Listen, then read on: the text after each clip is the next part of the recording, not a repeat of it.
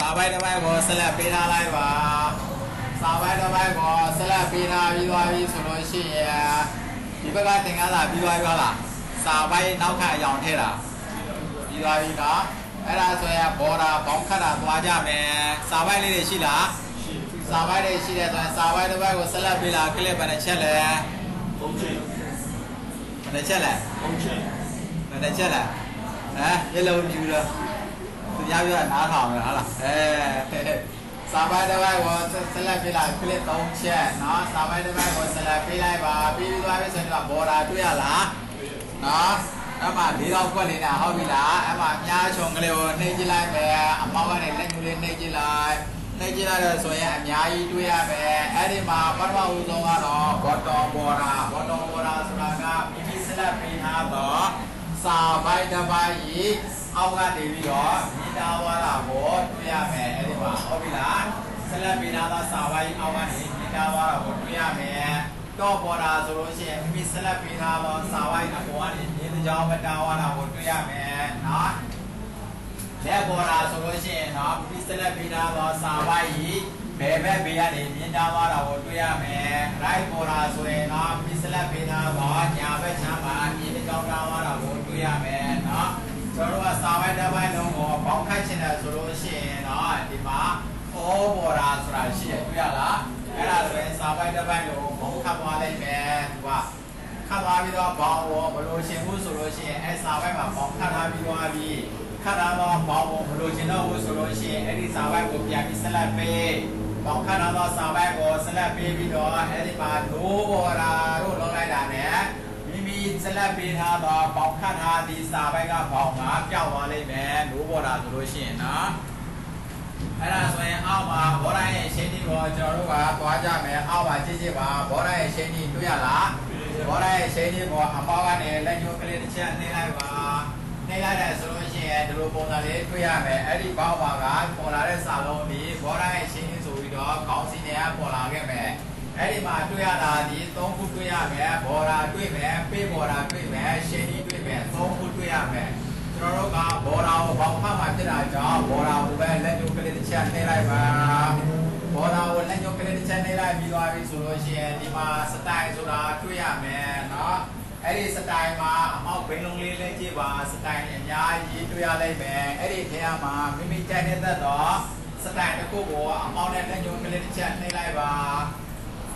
အဲ့ဒါဆိုလို့ရှိရင်ကျွန်တော်တို့ကညာဘက်ဘေးမှာဒီမှာ place ဆိုတဲ့နေရာမှာဘောင်းခတ်သွားတာကိုတွေ့ရပြီအဲ့ဒီဘောင်းကိုမိမိကြိုက်နေတဲ့တော့ကာလာရောင်ရွေးလို့ရသေးတယ်ဒီမှာကာလာဆိုတဲ့နေရာမှာမိမိက automatic ဆိုတဲ့နေရာမှာညာလေးနဲ့လက်ညှိုးတစ်ချက်နှိပ်လိုက်ပါဒီနေရာမှာเนาะလက်ညှိုးတစ်ချက်နှိပ်လိုက်တယ်ဆိုလို့ရှိရင်အဲ့ဒီမှာကာလာရောင်လေးကျလာခဲ့မယ်အဲ့ဒီကာလာရောင်လေးထဲမှာမိမိကြိုက်နေတဲ့တော့ကာလာရောင်တစ်ခုကိုရွေးလိုက်ပါเนาะမိကြိုက်နေတဲ့တော့ကာလာရောင်တစ်ခုကိုရွေးလိုက်တယ်ဆိုတာနဲ့ဒီမှာမိယူနာတော့ရောင်နဲ့မိယူနာတော့ဘောင်းကိုပေါင်းခတ်သွားတာကိုတွေ့ရမယ်ပြရလာ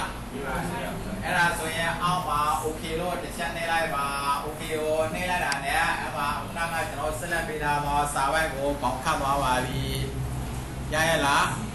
ရတယ်ဆိုလို့ရှိရင်နောက်ထပ်စာပိုက်အသစ်တစ်ပိုက်ကိုထပ်ပြီးဆက်လက်ပေးလိုက်ပါဦး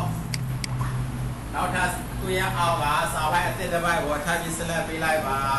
ပေးပြီးသွားပြီဆိုလို့ရှိရင်အခုနကဘောတိုင်းအချိန်လေးနဲ့ကိုပဲသွားလိုက်ပါမယ်ဒီကနေပြီးတော့နော်ကလေးတစ်ချက်နဲ့နေပြီးသွားပြီဆိုရင်ဘောတိုင်းအချိန်လေးကိုနဲ့နော်ဟုတ်ပြီလား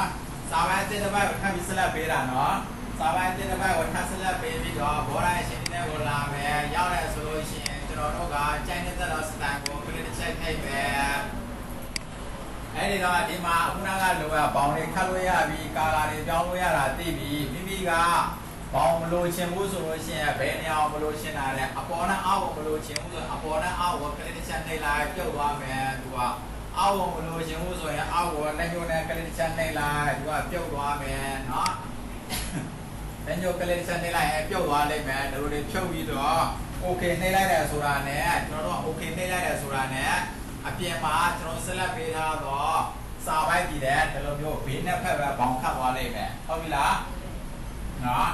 အဲ့ဒီလိုမျိုးပဲကျွန်တော်တို့ကဒီလိုဘောင်ခတ်သွားလိမ့်မယ်ဒီမှာချက်ချင်းကြည့်မယ်နော်ဒါဆိုရင်က เป็นอย่างนั้นถ้าเขาบอกเขาว่าเราตัวอย่างไหมจะเราพิจารณาอย่างเนี่ยเนาะอะไรส่วนเราถ้าสบายได้ว่าถ้ามีเสลไปไล่บอกแหมเราถ้าเอาตัวเอาสบายได้ว่าถ้ามีเราเสลไปวิดอที่มาบอกได้เช่นนี้บอกไว้ไล่ว่าแหมบอกได้เช่นนี้ว่าเย้าพิสูจน์สิ่งคุณน้าลูกแม่จะรู้ว่าที่มาสไตล์เนี่ยมาผู้ใจเนี่ยแต่ละสไตล์ก็อยู่เด้ที่มาผู้ใจเนี่ยแต่ละสไตล์ก็อยู่แม่อยู่ที่ว่าพิสูจน์สิ่งเอามากาลาด้วยแม่เนาะဒီမှာကာလာဆိုတဲ့နေရာမှာကျွန်တော်တို့ကကျန်နေတဲ့သောကာလာကိုရွေးလို့ရတယ်အခုနကလိုပဲเนาะအဲ့ဒါဆိုလို့ရှိရင်ဒီမှာကျွန်တော်တို့ကြည့်ကြတဲ့အခါကျတော့ကိုကျန်နေတဲ့သောကာလာအယောင်နဲ့ကိုကျန်နေတဲ့စတိုင်ကိုပေါင်းခံလို့ရတာသိပြီထုတ်ကျင်တက်ချင်တာလည်းသိပြီဆိုတော့မိမိကဘယ်နေရာကိုပြောင်းချင်တာလဲစတိုင်မတူအောင်တနေရာနဲ့တနေရာစတိုင်မတူအောင်ကာလာမတူအောင်ကိုကြိုက်တယ်လို့ထည့်လို့ရတယ်ထုတ်ကျင်တဲ့နေရာကိုလက်ညှိုးကလေးတစ်ချက်နှိပ်လိုက်สแตนยุ้ยจีน่ะใจเนี่ยสแตนโกยุ้ยใจเนี่ยตัวกาลายองโกยุ้ยมีเทจินเนี่ยมาเทจินที่เนี่ยมากระดิ่งชั้นเนี่ยเดี๋ยวမျိုးเทလို့ရတယ်เนาะအဲ့တော့မိမိကใจเนี่ยตัวสแตนတစ်ခုတစ်ခါပြန်ยุ้ยใจเนี่ยตัวกาลายองโกยุ้ยเนาะใจเนี่ยตัวกาลายองยุ้ยပြီးတော့เทจินเนี่ยมากระดิ่งชั้นเนี่ยဒီလိုလေမတူညီအောင်เทလို့လည်းရတယ်เนาะไลน์ပုံစံလေးနဲ့เทจินเนี่ยဆိုရင်ไลน์ပုံစံလေးကိုกระดิ่งชั้นเนี่ยအယောင်ပြောင်းကျင်တဲ့ဆိုရင်လည်းကြိုက်တဲ့အယောင်ကိုရွေးနော်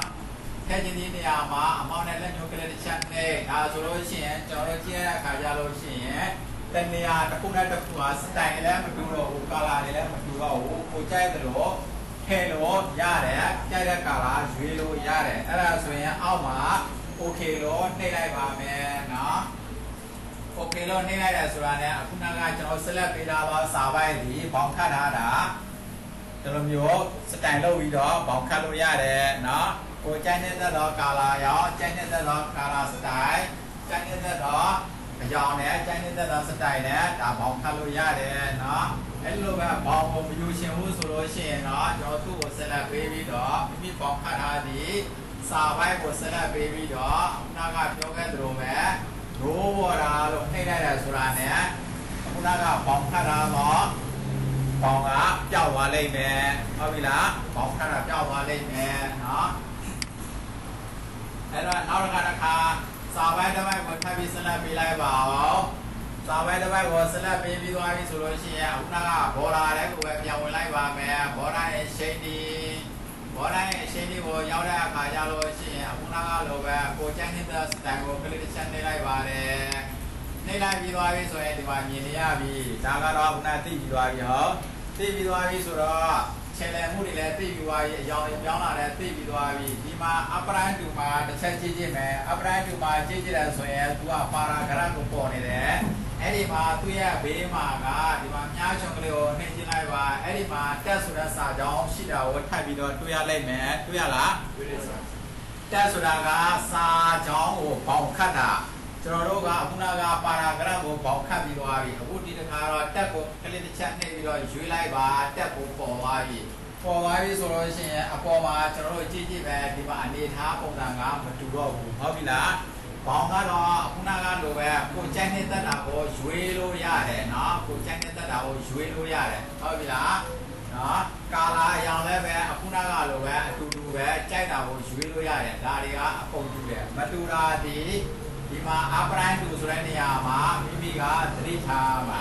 အပရိုင်းတူမှာဒီခုနကပါရာဂရတ်ဒီစာပိုက်ကိုပေါင်ခတ်တာ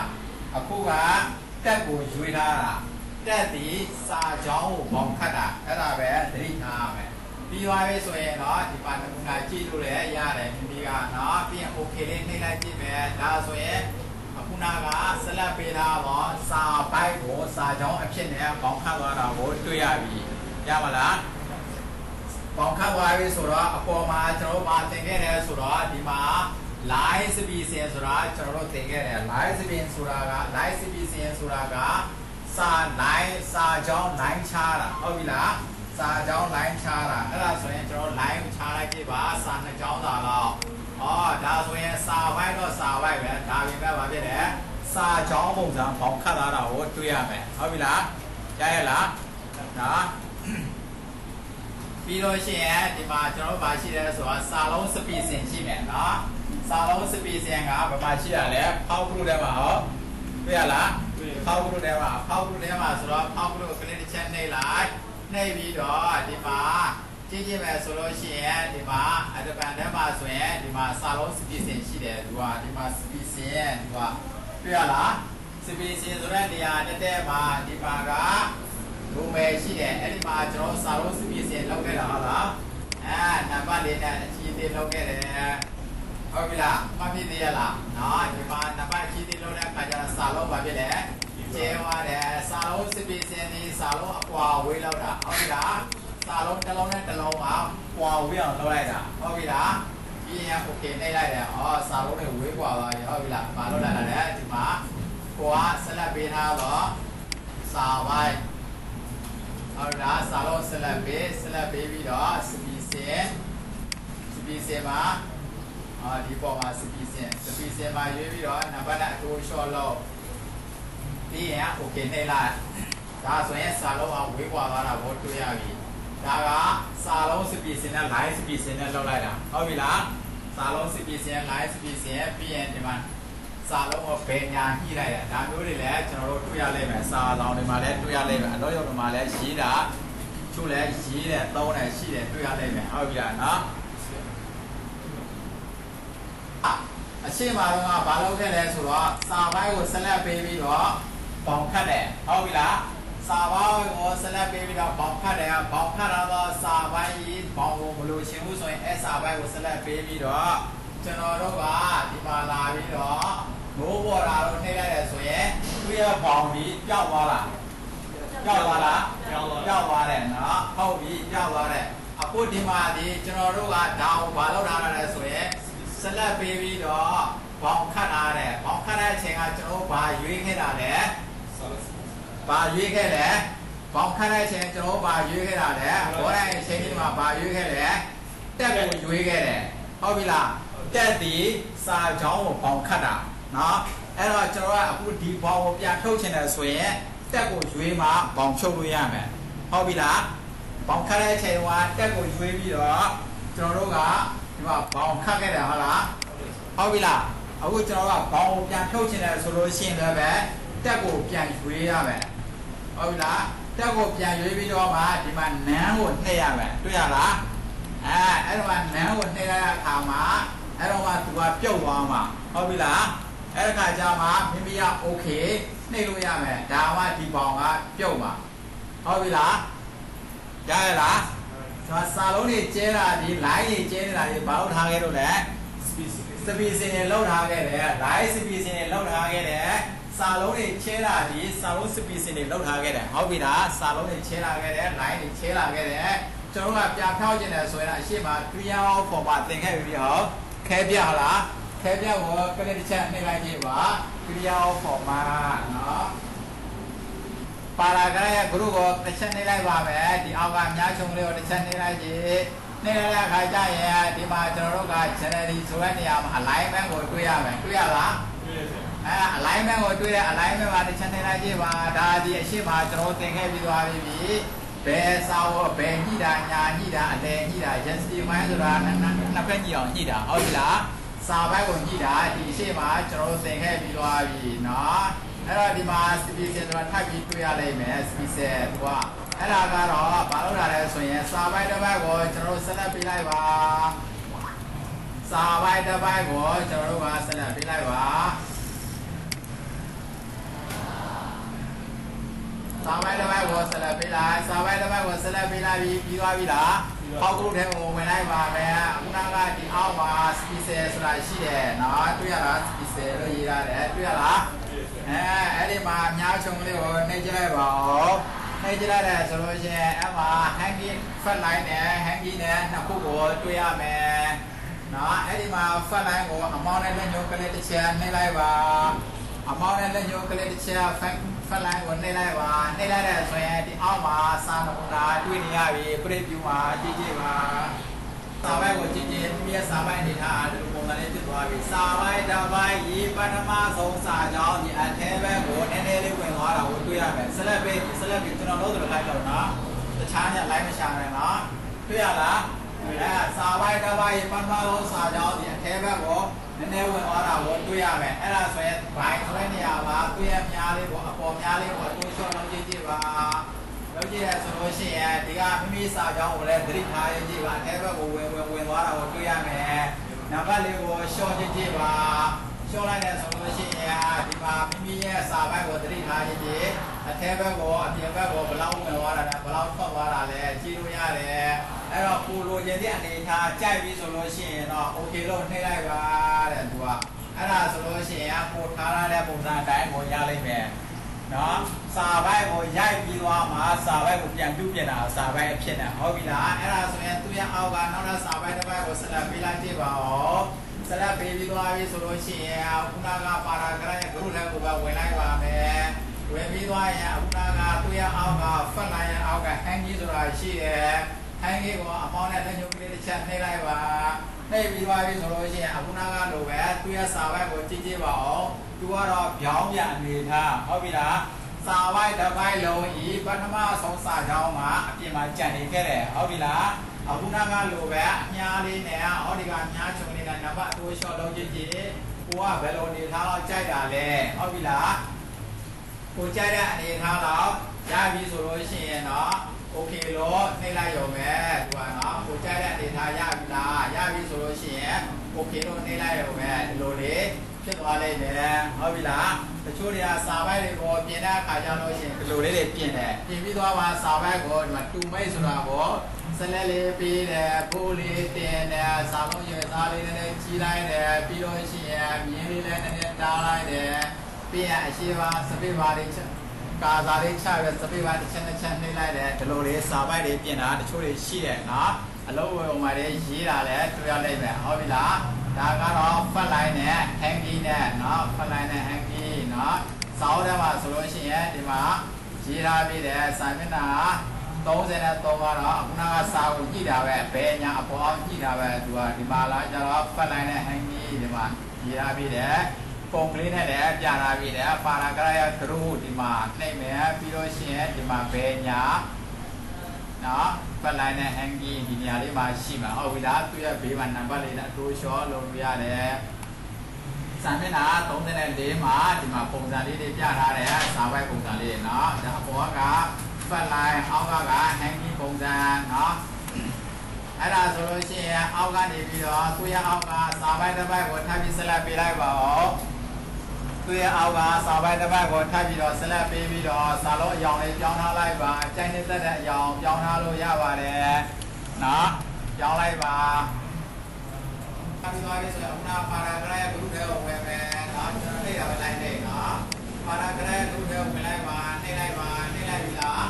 နှိပ်လိုက်ပြီးသွားပြီဆိုရင်အဲ့ဒီမှာ species ဆိုတဲ့နေရာဒီမှာတွေ့ပြန်ပြီကျွန်တော်တို့ကဒီခါကျတော့ဘာချားမလဲဆိုတော့စာပိုက်ချားတော့မှာစာပိုက်ကိုချားတော့မှာနော်အရှိမမရှိခဲ့ပြီလဲဆိုရင်စာလုံး species စာလုံးတစ်လုံးနဲ့တစ်လုံးပွာဝေးအောက်မှာတော့သင်ခဲ့တယ်နော်ပါရာဂရပ်မှာကျတော့ဒီပေါ်မှာတော့မလုပ်နဲ့ line species စာကြောင်းအကွာအဝေးဟုတ်ပြီလားအခုဒီတစ်ခါကျတော့စာပိုက်အကွာအဝေးနော် species လာတော့မယ်ဒီမှာ before ကိုကြည့်ပါအဲ့မှာ before ဆိုတာကျွန်တော်တို့တွေ့ရမယ်ဒီမှာတွေ့ရလား before တွေ့ရလားbefore ဆိုတာကမရောက်မီအဲ့တော့ဒီမှာစာပိုက်တစ်ပိုက်ကိုတော့ခုနပေါက်လေးပိတ်လိုက်ပါဦးခုနပေါက်လေးပိတ်လိုက်ပိတ်ချတက်ချီကတော့ပိတ်ချလိုက်နော်ခုနကဒီမှာပေါ်လာတဲ့ပေါက်လေးရှိတော့တက်ချီကတော့ခဏပိတ်ချလိုက်ပါပိတ်ချလိုက်ပြီဆိုရင်ဒီမှာစာပိုက်တစ်ပိုက်ကိုအယောင်ပြောင်းလာတော့ဟုတ်လားအဲ့စာပိုက်အဆုံးမှာကာသာချထားပါတဲ့ပါရာဂရပ်ရဲ့ group တွေကိုဝင်လိုက်ပါမယ်ဝင်လိုက်ပြီးသွားပြီဆိုလို့ရှိရင်အခုနကဒီမှာ before နဲ့ after တွေ့တော့ဟုတ်ပြီအဲ့ဒါဆိုရင်အဲ့ဒီ before ဆိုတဲ့နေရာတစ်ထဲမှာဒီကနေသူ့ရဲ့အများချုံလေးနဲ့ကျွန်တော်တို့အပေါ်ကိုနံပါတ်လေးကြည့်ပေးလိုက်ပါနံပါတ်ကိုကျွန်တော်တို့က40လောက်တော့ထားလိုက်ပါဟုတ်ပြီလားနော်40လောက်ထားလိုက်40လောက်ထားလိုက်ကြည့်ပါနော်ဒီကနေနံပါတ်40ရိုက်ထည့်လိုက်တယ်ရပါတယ်အတူတူပါပဲနော်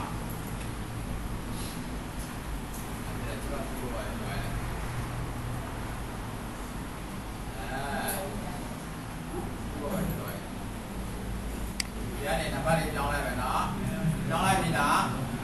နံပါတ်40လောက်ပြောင်းလိုက်ပါပြောင်းလိုက်ပြီလားနံပါတ်40 50လောက်ပြောင်းလိုက် သွားပြီဆိုလို့ရှိရင်ဒီဘက်ကနေ okay နှိပ်လိုက်ပါဒီတော့အောက်မှာ okay တွေ့ရလား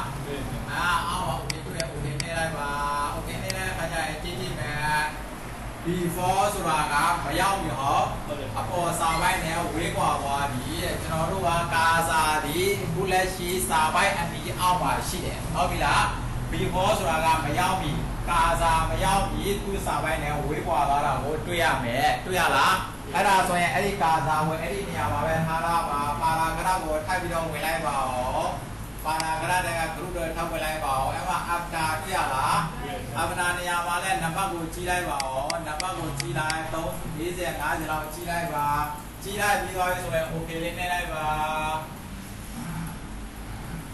ဟုတ်ပြီကြီးလိုက်ပြီဆိုရင် okay လေးနှိပ်လိုက်ပြီဆိုရင်ကြည့်ကြည့်ပါafter ဒီကြော်လွန်တယ်လို့ပြောတာเนาะကြော်လွန်တယ်ဆိုတော့အခုနကကာစာချတဲ့နေရာကိုကြော်သွားတယ်အောက်ကစာပိုင်းနဲ့ဝေးကွာသွားတာကိုတွေ့ရမယ်တွေ့ရလားafter ဆိုတာကကြော်လွန်သွားတာကြော်သွားတယ်ဆိုတော့ကာစာကိုကြော်သွားတာပေါ့ဟုတ်ပြီလားကာစာကြော်ပြီးတော့အခြားစာပိုင်းနဲ့ဝေးကွာသွားတာကိုတွေ့ရမယ်တွေ့ရလား before ဒီမရောက်ပြီကာစာဒီမှာရှိတယ် before ကမရောက်ပြီဆိုတော့အပေါ်စာပိုင်းနဲ့ဝေးကွာသွားတယ်ဟုတ်ပြီလား after ဆိုတာကကြော်လွန်ပြီးတော့ဝေးကွာတာဟုတ်ပြီလားအဲ့တော့စာပိုင်းကိုဝေးကွာအောင်လုပ်တာဒီနေရာမှာကဒီက sufficient ဒီစာပိုင်းနဲ့ဝေးကွာအောင်လုပ်တာနော်ရှင်းပါဆိုရင်စာမျက်နှာ34ပါနော်ဒီမှာလည်းရေးထားပြီးတယ်နော် sufficient ထဲမှာနံပါတ်များတယ် before ဒီကာစာအပေါ်စာပိုင်းနဲ့ဝေးကွာမယ်နော် sufficient ထဲမှာ after ဒီစာကာစာကြီးအောက်ရှိစာပိုင်းနဲ့ဝေးကွာပါမယ်ဒီမှာလည်းပဲ PDF ဒီကြည့်ကနေရေးခဲ့ပြီပြောခဲ့ပြီအဲ့ဒါဆိုရင်ကျွန်တော်တို့စာလုံး space အပိုင်းကိုပြီးသွားပြီဒါတော့ဒီမှာကျွန်တော်အားစာပိုင်းဆုံးပါကာစာချတာပါကာစာချပြီးတော့အန်တာနေလိုက်ပါ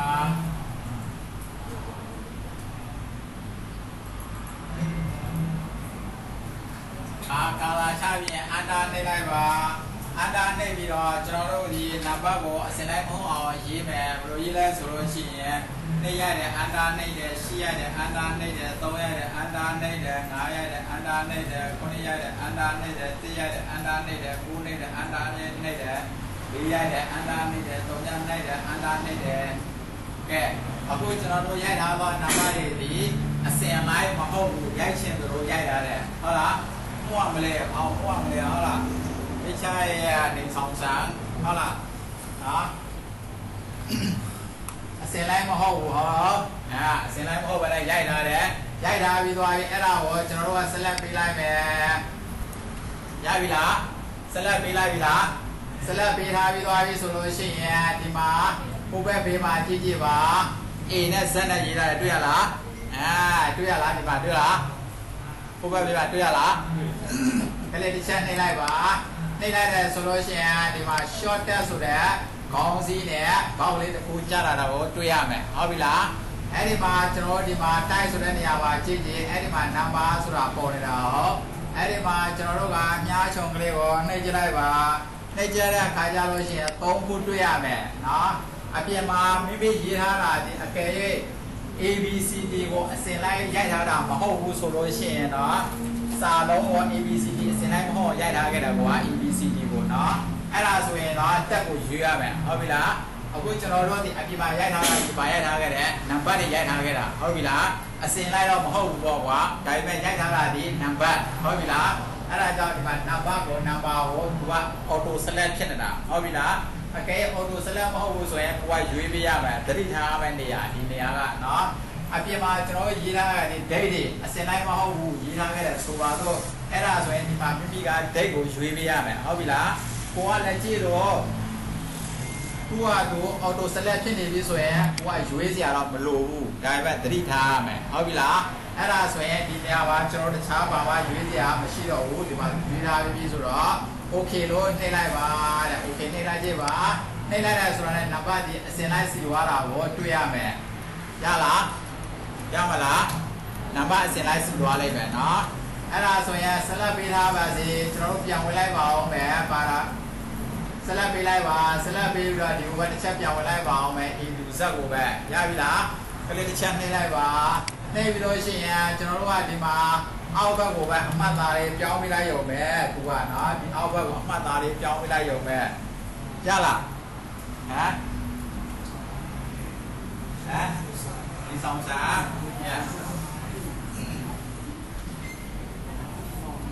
ရလားအမှတ်သားပြောင်းပေးလိုက်ရရဲ့လားကောင်းပြပါပြီဆိုလို့ရှိရင်အဲ့ဒီမှာတော့ okay ပေါ့နှိမ့်လိုက်ပါအဲ့ဒီမှာနော်ပြောင်းပြပါပြီဆိုရင် okay နှိမ့်လိုက်ပါအဲ့ဒါဆိုရင်နံပါတ်ကဘာဖြစ်လဲငယ်စဉ်ကြီးလိုက်ကြီးစဉ်ငယ်လိုက်ပြောင်းလို့ရတယ်ဟုတ်ပြီလားနော်ဒါကတော့နံပါတ်တွေကိုပြောင်းတာဟုတ်ပြီလားနော်အဲ့ဒါဆိုလို့ရှိရင်ကျွန်တော်တို့ကဒီမှာအခုစာရိုက်ထားတာကွာဒီမှာစာပိုက်တွေအများကြီးရှိတယ်ကွာစာပိုက်တွေအများကြီးရှိတယ်စာပိုက်တွေရှိတယ်ဆိုရင်အဲ့ဒီမှာကျွန်တော်တို့ဒီခလုတ်ကိုကလစ်တစ်ချက်နှိပ်လိုက်ပါဒုတ်ချောင်းလေးနဲ့တွေ့ရလားကလစ်တစ်ချက်နှိပ်လိုက်ပါနှိပ်လိုက်တဲ့ဆိုလို့ရှိရင်ကျွန်တော်စာပိုက်တွေအဆုံးပါကြည့်ကြည့်ပါအန်တာနှိပ်ခဲ့သောနေရာတွေမှာအဲ့ဒီသင်္ကေတလေးတွေတွေ့ရလိမ့်မယ်တွေ့ရလားအခုနကနံပါတ်နှိပ်တဲ့နေရာမှာလည်းဒီတိုင်းပဲကျွန်တော်တို့ရိုက်တယ်အန်တာနှိပ်တယ်ရိုက်တယ်အန်တာနှိပ်တယ်အန်တာနှိပ်တဲ့နေရာမှာအဲ့ဒီသင်္ကေတတွေအားလုံးတွေ့ရတယ်စာပိုက်တစ်ပိုက်ရိုက်တယ်စာပိုက်တစ်ပိုက်ဆုံးသွားပြီးတော့စာရတဲ့နေရာအန်တာနှိပ်ခဲ့တဲ့နေရာတွေမှာစာအဲ့ဒီအဆုံးပါတယ်ဒီသင်္ကေတတွေ့ရမယ်တွေ့ရလားဟုတ်ပြီအဲ့ဒါဆိုလို့ရှိရင်ကျွန်တော်တို့ကစာပိုက်အကြားထဲမှာကာစာလေးချပြီးတော့စပေးပိုင်းတစ်ချက်နှိပ်လိုက်ကြည့်ပါနောက်တခြားနေရာမှာကာစာချပြီးတော့တက်ကြီးလေးတစ်ချက်နှိပ်လိုက်ကြည့်ပါကျွန်တော်တို့ကရပါလားရရလားရတယ်ဆိုလို့ရှိရင်စာပိုက်အဆုံးမှာကာစာချလိုက်ကြည့်ပါဦးစာပိုက်တစ်ပိုက်အဆုံးမှာကာစာချလိုက်ကာစာချပြီးသွားပြီဆိုရင်အန်တာလေးနှိပ်လိုက်ပါနှိပ်လိုက်ပြီလားအန်တာနှိပ်လိုက်ပြီးသွားပြီဆိုလို့ရှိရင်စာလေးတစ်လုံးနှလုံးရိုက်လိုက်ပြီးတော့ရှိရင်စပေးပါကိုတစ်ချက်နှိပ်ပါစာလေးတစ်လုံးနှလုံးသုံးလုံးရိုက်လိုက်ပါစပေးပါကိုနှစ်ချက်နှိပ်လိုက်ပါပြီးရင်စာလေးသုံးလုံးရိုက်လိုက်ပါစပေးပါကိုသုံးချက်နှိပ်လိုက်ပါပြီးရင်စာလေးသုံးလုံးရိုက်လိုက်ပါဟုတ်ပြီလားနော်ပြီးရင်အန်တာနှိပ်လိုက်မယ်အန်တာနှိပ်ပြီးတော့စာလေးနှလုံးသုံးလုံးရိုက်လိုက်ရိုက်ပြီးသွားပြီဆိုရင်တက်ကြီးကိုတစ်ချက်နှိပ်လိုက်တက်ကြီးတစ်ချက်နှိပ်ပြီးသွားပြီဆိုရင်စာလေးသုံးလုံးရိုက်တက်ကြီးကိုတစ်ချက်နှိပ်နှစ်ချက်နှိပ်နှိပ်ပြီးသွားပြီဆိုလို့ရှိရင်စာလေးသုံးလုံးရိုက်ပြီးရင်တက်ကြီးကိုသုံးချက်လောက်နှိပ်ကြည့်သုံးချက်လောက်နှိပ်ပြီးရင်စာလေးသုံးလုံးရိုက်ကြည့်အဲ့ဒါဆိုလို့ရှိရင်ကျွန်တော်တို့ကြည့်ကြည့်မယ်တို့ကြည့်ကြည့်အခါကြလို့ရှိရင်အပေါ်စာကြောင်းနဲ့အောက်စာကြောင်းကိုကြည့်ကြည့်အဲ့ဒီမှာကစပေးပါတစ်ချက်နှိပ်ကြတဲ့နေရာဒီမှာအဆက်ကလေးတစ်ဆက်ပဲတွေ့ရတယ်ဟုတ်ပြီလားနော်စပေးပါနှစ်ချက်နှိပ်ကြတဲ့နေရာအဆက်နှစ်ဆက်ဖြစ်တာကိုတွေ့ရမယ်ဟုတ်ပြီလားစပေးပါသုံးချက်နှိပ်ကြတဲ့နေရာအဆက်သုံးဆက်ဖြစ်တာကိုတွေ့ရမယ်အဲ့ဒီလိုပဲတက်ကြီးတစ်ချက်နှိပ်ခဲ့တဲ့ဆိုရင်မြားတစ်ခုတက်ကြီးနှစ်ချက်နှိပ်ရင်မြားတစ်ခုတွေ့ရမယ်တွေ့ရလားအဲ့ဒါဆိုလို့ရှိရင်အပေါ်ကစာပိုက်ကြားမှာရောခုနကကျွန်တော်တို့ကဒီမှာစပေးပါကိုနှစ်ချက်နှိပ်ခဲ့တဲ့အဆက်ကလေးတွေ့နေရတယ်ဟုတ်ပြီလားစာပိုက်ပဲစာပိုက်ပဲဖြစ်စာပိုက်ကြားမှာပြကာစာလေးချပြီးတော့စပေးပါနှစ်ချက်သုံးချက်လောက်နှိပ်ကြည့်အဆက်ကလေး23ချက်ပေါ်သွားလိမ့်မယ်ဟုတ်ပြီလားအခြားစာပိုက်ဘယ်နေရာဖြစ်ကာစာလေးချပြီးတော့တက်ပြီးတော့တစ်ချက်နှိပ်ကြည့်ညားလေးတစ်ချောင်းပေါ်လိမ့်မယ်ဟုတ်ပြီလားတွေ့ရလားဟုတ်ပြီအဲ့ဒါဆိုလို့ရှိရင်ကျွန်တော်အပေါ်ကခုနခလုတ်လေးကိုတစ်ချက်နှိပ်ကြည့်လိုက်ပါဦးဟောဒီဒုတ်ချောင်းလေးနဲ့ခလုတ်လေးကို A to Z ဘေးကနှိပ်လိုက်တဲ့အခါကျလို့ရှိရင်အခုနသင်္ကေတပျောက်သွားပြီလားပျောက်သွားပြီဆိုတော့ကျွန်တော်စာပိုက်ကိုလက်ရှိနေထားပုံမှန်နေထားကြည့်မယ်ဆိုလို့ရှိရင်အခုဒီမှာဒီစာကဝေးကွာနေတယ်ပုံမှန်နေထားဆိုရင်ကျွန်တော်မသိရဘူးဘာကြောင့်ဝေးကွာနေတာလဲဘာကြောင့်ကွာနှံ့နေရတာလဲစပေးဘာကြောင့်ကွာနေတာလားတက်ကြီးနေထားလို့ကွာတာလားကျွန်တော်အတိအကျမသိရဘူးဟုတ်ပြီလားစာတွေစစ်တဲ့အခါကျတော့ရှင်အခုဆိုစာကကျဲနေတယ်ဘာကြောင့်ကျဲနေလဲကျွန်တော်မသိဘူးအဲ့ဒါဆိုရင်အခုနကခလုတ်ကိုကလစ်တစ်ချက်နှိပ်လိုက်ပြီးလို့ရှိရင်ဒါဆိုရင်စပေးဘာကြောင့်ကျဲနေတာအဲ့ဒါဆိုစပေးဘာကိုပြလာပြီးရှုံးလို့ရတယ်ဘယ်နဲ့ချက်လဲဟုတ်ပြီလားကာစာလေးချာဘတ်စပေးလေးနဲ့နှိပ်ဟုတ်ပြီလားဒီမှာဆိုတက်ကြီးနှိပ်ပြီးရတဲ့ကာစာလေးချာဘတ်စပေးလေးကိုနှိပ်ဒါဆိုရင်တက်ကြီးပြုတ်သွားပြီပေါ့အဲ့လိုမျိုးစာစစ်တဲ့နေရာမှာလေသုံးလို့ရတယ်ဟုတ်ပြီလားအခုဒီမှာဆိုလို့ရှိရင်စာလုံးကကျဲနေတယ်ဆိုလို့ရှိရင်စာရောတစ်ကြောင်းတစ်ကြောင်းကွာဟတယ်ဆိုတာအန်တာနှိပ်ထားလို့အန်တာနှိပ်ထားလို့ကွာဟနေတယ်ဆိုလို့ရှိရင်ဒီမှာကိုကကာစာလေးချပြီးတော့ပေါင်းနေတယ်ဆိုရင်တော့ บัสเป้บนในไลน์ตัวปองว่าพี่สเป้บานในชนะละแต่กินในชนะละเอาวิละตัวซาเซเดนเนี่ยมาโซโลยาเลยที่เขาเลยก็เอาวิละเป็นเนี่ยมาอันดาชิดาเลยเป็นเนี่ยมาสเป้บาชิดาเลยเอาวิละนะยามาละนะโซโลยาเลยซาเซเดนเนี่ยมาโตเนี่ยตัวเรายามาละยาเป็นเนาะไอ้เราโซโลเชียดีแบบกับปาราก็ได้ไปหมู่เราปีด้วยวีเนาะแต่ชีจเราสิมาจีจีว่ากูมาสายไม่น่าเราจีเลยจีจีว่าสาวมากูแย่กูคุยดาสายไม่น่าว่าจีจีคุยดาสายไม่คุยดาว่ากูสายไม่น่าขอราสายไม่น่าเราจีเลยจีจีว่าบรรดากูจีเลยกูคุยดาว่ากูจีนะสายไม่น่าเป็นนั่นน่าจีเลยกูคุยดาว่ากูจีนะสายไม่น่าเป็นกูจีเลยนั่นยันน่าโตยันน่าละเอาละงานยันน่าเรายาวสาวไปขอราอะไรเนาะcái sáu bay sáu月年了我sáu月年了说了些，然后sáu bay东西了看过来来不？后边啦三面那那鸟就他那边阿姨、安妮、伢姐，被sáu bay东西了他比较过来吧没？啊，这种来说了sáu bay三面那人家路前路，然后咱要sáu bay他过来，知道吧？所以里面那位系列来说了，然后他东西他过来没？按照那来没？哎啦，所以啦，超面那老偏多的，后边啦，那。အဲ့ဒါဆိုလို့ရှိရင်ကျွန်တော်ပထမဆုံးစာမျက်နှာကိုသွားပါမယ်ပထမဆုံးစာမျက်နှာကိုသွားမယ်ပထမဆုံးစာမျက်နှာမှာ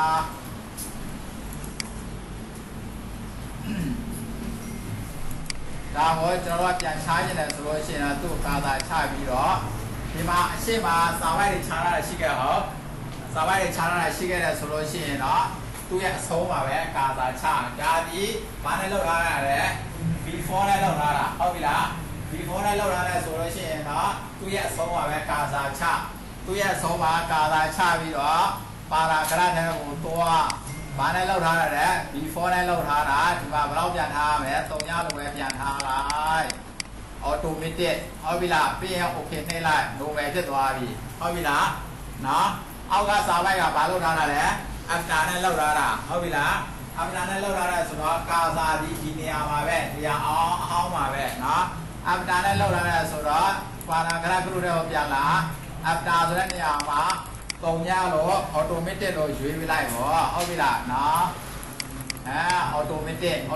ဆိုတော့ပြီးရင် okay လို့နှိပ်လိုက်ရုံပဲဒါဆိုရင်သူ့မူလာငဘိုးပြန်ဖြစ်သွားနိုင်မယ်ဟုတ်ပြီလားလည်းပဲကျွန်တော်တို့ဘာလို့လာလဲဆိုလို့ရှိရင်ဘာလို့လာခဲ့တာခုနက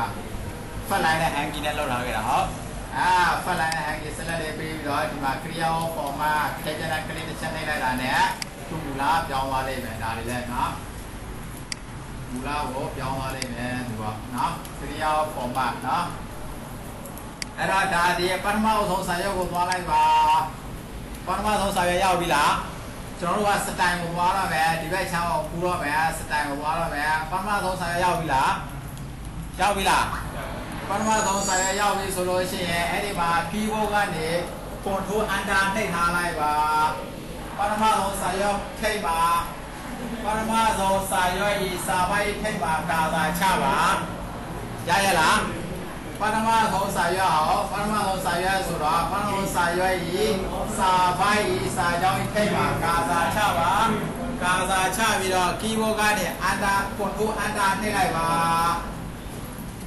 ဒီဘောကနေကွန်ဖိုးကိုဖိတ်တာအန်တာကိုနှိပ်လိုက်ပါအဲ့ခါကျတော့အပေါ်မှာစာရွက်အလို့ချူပြရရှိနေခဲ့လားရှိနေရလားအဲ့ဒီနေရာမှာခဏနေကြရင်ကျွန်တော်တို့ကစောင်းမျက်နှာပုံလောက်မှာမို့လို့စာရွက်တရအစ်စ်ပေါ်လာတာထားလာခဲ့တာဘာလို့ဘူးလဲဆိုရင်စောင်းမျက်နှာပုံလောက်ဖို့အတွက်စာရွက်အစ်စ်တရထားလာခဲ့တာဟုတ်ပြီလားကျွန်တော်စာပိုင်လောက်ပြီးလို့ရှိရင်မာတိကလောက်မယ်မာတိကပြီးစောင်းမျက်နှာပုံလောက်မယ်ဟုတ်ပြီလားအခုဒါဒီကျွန်တော်တို့ရိုက်ထားတော့စာဖိုင်တစ်ခုဆိုပါတော့ဟုတ်ပြီလားစိုက်လို့တဲ့စာဖိုင်တစ်ခုစာမျက်နှာအယော50 60လောက်ရှိတယ်ဆိုပါစို့ဟုတ်ပြီလားအဲ့ဒါဆိုရင်ကျွန်တော်တို့စာမျက်နှာကိုစာရွက်ကိုစာမျက်နှာကိုစတိုင်လောက်ထားခဲ့မှာဘယ်လိုလဲဆိုရင်ဒီမှာကြည့်ကြည့်စာမျက်နှာ35ပါဆိုရင်ဒါစတိုင်လောက်ထားတယ်ဟုတ်ပြီလားဟုံးစတိုင်ဆိုပြီးတော့ဘာလောက်ထားတယ်စာလုံးဖောက်စတိုင်ပြောင်းလာတယ်တွေ့ရလားစာလုံးဖောက်စတိုင်လောက်ထားခဲ့တယ်အဲ့ဒါလိုပဲစာမျက်နှာတွေတိုင်းမှာအဲ့လို post နဲ့လောက်ထားခဲ့ပဲဆိုလို့ရှိရင်မိမိကမာတိကစီတဲ့အခါကျတော့မာတိကစာမျက်နှာမှာကာစာချ ဟောဒီစာလုံးကိုရေးပြီးလို့ရှိရင်စာမျက်နှာနံပါတ်ရိုက်ခဲ့ပြီးလို့ရှိရင်တခြားစာမျက်နှာကိုသွားတရားစာမျက်နှာသွားတာဘာရှိတာလဲစာမျက်နှာ36ဒါကိုစာမျက်နှာမာတိကမှာတွဲရေးပြီးရင်စာမျက်နှာနံပါတ်ရိုက်ခဲ့အဲ့ဒါဆိုရင်အချိန်အကြာကြီးကြာနေမှာပေါ့ဟုတ်ပြီလားဒီမှာလည်းကြည့်တယ်ပြီးရင်မာတိကတစ်ခါတွက်ပြန်ရေးတယ်အဲ့ဒါဆိုသွားလိုက်လာလိုက်တဲ့လမ်းမှာအချိန်အများကြီးကြာမှာဟုတ်ပြီလားအဲ့တော့လိုမျိုးမလုပ်ထရအောင်စာမျက်နှာနံပါတ်ကိုအော်တိုစီလို့ရတယ်နော်အဲ့ဒါကြောင့်မလို့စတိုင်ကိုကျွန်တော်တို့သွားကြမယ်ဒီမှာစောင်းပါဆိုရင်စာမျက်နှာ35ကသင်ခန်းစာစာမျက်နှာ35ကသင်ခန်းစာအဲ့ဒါဆိုရင်ဒီမှာအခုလက်ရှိကပထမဆုံးစာရွက်ဟုတ်ပြီလားပထမဆုံးစာပိုင်းထိပ်မှာကာစာအချပြီလားအခုနကစာရွက်တစ်ရွက်ခေါ်ထားပြီးဟောအပေါ်မှာစာမျက်နှာတစ်ရွက်ထားလာခဲ့တယ်အဲ့ဒါကျွန်တော်တို့ကစောင်းမျက်နှာပေါ်လို့အတွက်ထားလာခဲ့တာအခုကဒီရှင်းမှာကာစာချထားပြီးသွားပြီဆိုလို့ရှိရင်အဲ့ဒီမှာမောင်မောင်လို့ရေးလိုက်ပါမယ်အောက်ကမောင်မောင်ကျန်တက်လာအောင်မယ်မောင်မောင် MG ပေါ့မောင်မောင်လို့ရေးပြီးအန်တာနေလိုက်ပါတယ်ဒီလိုနေထားရပါပြီရပြီလားဟုတ်ပြီလားဒီလိုနေထားရပြီလားဟုတ်ပြီရပြီဆိုလို့ရှိရင်အဲ့ဒီစာလုံးလေးကိုဆက်လက်ပေးလိုက်ပါဆက်လက်ပေးပြီးသွားပြီးတော့ဒီမှာစတိုင်ဆိုတဲ့နေရာမှာကြည့်ကြည့်မယ်ကျွန်တော်တို့က HEADING နံပါတ်1ဆိုပြီးတော့စာလုံးစတိုင်တွေ့ရနိုင်တယ်တွေ့ရလားကလစ်တစ်ချက်နှိပ်လိုက်ပါအမောင်းနဲ့လက်ညှိုးကလစ်တစ်ချက်နှိပ်လိုက်ပါနှိပ်လိုက်တဲ့အခါကျရင်အခုနကစာလုံးကစတိုင်ပြောင်းသွားရလားပြောင်းရလားဟမ်အဲ့ဒီမပြောင်းနဲ့ဆက်လက်ပေးတာဒီစာလုံးကိုဆက်လက်ပေးတာပြီးတော့ဒီမှာစတိုင်ဆိုတဲ့နေရာမှာကြည့်ကြည့် HEADING ဆိုပြီးတော့ပုံစံတွေးလိုက်မယ်အဲ့ဒါကိုကလစ်တစ်ချက်နှိပ်လိုက်ပြောင်းရလားပြောင်းသွားပြီဆိုလို့ရှိရင်ဟုတ်ပြီကျွန်တော်တို့ကဒါကိုခေါင်းစည်းစာလုံးလောက်လိုက်တာပထမဆုံးခေါင်းစည်းစတိုင်လောက်လိုက်တယ်သူရဲ့စတိုင်ရပြီဒီစတိုင်ဒီစာလုံးကိုမကြိုက်ဘူးကျွန်တော်တို့ကပြန်ပြီးပြောင်းချင်တယ်ဆိုလို့ရှိရင်တော့ညာကလစ်နှိပ်ပါတဲ့ဟောဒီနေရာမှာညာကလစ်နှိပ်ပါတဲ့ညာကလစ်နှိပ်လိုက်တော့ modify ဆိုတာတွေ့ရမယ်တွေ့ရလားတွေ့ပါ modify ကိုကလစ်တစ်ချက်နှိပ်လိုက်တယ်ဆိုရင်ဒီမှာ formatting ဆိုတာတွေ့ရမယ်အဲ့ formatting ဆိုတဲ့နေရာမှာဒီမှာမိမိကဟောင်းတွေရွေးလို့ရတယ်ဘာသာစကားတွေရွေးလို့ရတယ်အပြင်မှာမိမိရေးခဲ့သောစာသည်အင်္ဂလိပ်စာလုံးဆိုလို့ရှိရင်ဟောဒီအထဲမှာ formatting ဆိုတဲ့နေရာမှာအင်္ဂလိပ်စာလုံးအခြားစာလုံးတွေပြောင်းပြီးတော့ရွေးလို့ရတယ်ကြိုက်တဲ့အင်္ဂလိပ်စာလုံးကိုကရွေးလို့ရတယ်အင်္ဂလိပ်စာလုံးပဲဖြစ်ရမယ်ဟုတ်ပြီလားအပြင်မှာမိမိရေးခဲ့တာဒီမြန်မာစာလုံးဆိုလို့ရှိရင်ဟောဒီ formatting ဆိုတဲ့နေရာမှာကြိုက်တဲ့မြန်မာစာလုံးအလှတွေဒီဇိုင်းတွေလာပြီးတော့ပြောင်းပြီးတော့ရွေးလို့ရတယ်နားလည်လားအဲ့ဒါဆိုရင်အပြင်မှာရေးခဲ့တာဒီအင်္ဂလိပ်စာလုံးဆိုရင်ဒီနေရာမှာလည်းအင်္ဂလိပ်စာလုံးပဲလက်ပြောင်းရမယ်ဟုတ်ပြီလားစတိုင်လေးပြောင်းလို့ရတယ်ဟုတ်ပြီလားအပြင်မှာမြန်မာစာရေးရဲဆိုရင်ကြိုက်တဲ့မြန်မာစာပြောင်းလို့ရတယ်ဟုတ်ပြီလားနော်ပြောင်းလိုက်မယ်ပြောင်းပြီးသွားပြီဆိုတော့ကျွန်တော်အင်္ဂလိပ်စာရေးခဲ့တဲ့ဆိုတော့အင်္ဂလိပ်စာလုံးစတိုင်ပြောင်းလိုက်မယ်ပြောင်းပြီးသွားပြီဆိုရင်ပေါက်တွေကြီးခဲလို့ရတယ်အရွယ်စားတွေကြီးခဲလို့ရတယ်ဘိုးတွေတင်ခဲလို့ရတယ်စောင်းလို့လည်းရတယ်ကာလာမကြိုက်ရင်ကာလာပြောင်းခဲလို့လည်းရတယ်ဒီနေရာမှာကိုယ်စိတ်ကြိုက်ပြင်ဆင်လို့ရတယ်သူကနော်ကိုယ်စိတ်ကြိုက်ပြင်ဆင်ခဲလို့ရတယ်နော်ဒီမှာလည်းပဲမိမိကအလဲမှာထားခြင်းတယ်ဆိုရင်အလဲကိုရွေးခဲလို့ရတယ်ဟုတ်ပြီလားအလဲညှိကိုရွေးခဲလို့ရတယ်ရပြီလားအဲ့တော့ဒီမှာပြင်ဆင်မှုတွေကိုအားလုံးရွေးပြီးသွားပြီဆိုလို့ရှိရင်တော့ကျွန်တော်တို့ကအောက်မှာ okay ကိုနှိပ်လိုက်ရုံပဲရလား okay နှိပ်လိုက်ရုံပဲရလားokay ကိုနှိပ်လိုက်မယ်နော် okay နှိပ်လိုက် okay နှိပ်လိုက်တာနဲ့ဒီမှာအလဲကိုသူရောက်သွားပြီဟုတ်ပြီလားရပြီလားရမလားမြည်ရလားနော်အလဲကိုသူရောက်သွားပြီဆိုတော့ကဲဒုတိယစာရွက်ကိုသွားပါမယ်ဗျာဒုတိယစာရွက်ကိုသွားမယ်ဒုတိယစာရွက်လည်းဒီတိုင်းပဲဒုတိယစာရွက်ဤထိပ်မှာဒုတိယစာရွက်ဤစာကြောင်းဤထိပ်မှာကာစာချပါတဲ့ရရလားဒုတိယစာရွက်နော်ပထမစာရွက်ကပြီးသွားပြီဒုတိယစာရွက်လားဒုတိယစာရွက်ဤနော် ဒုတိယစာရွက်ဤထိပ်မှာကာသာချပါတဲ့ဒါဒီလိုစာကြောင်းညီမတို့ကရှိတယ်မှာလည်းရှိတယ်စာရွက်ပေါ်ရောက်ဒုတိယစာရွက်ဤစာကြောင်းဤစာပိုင်းထိပ်မှာကာသာချပါ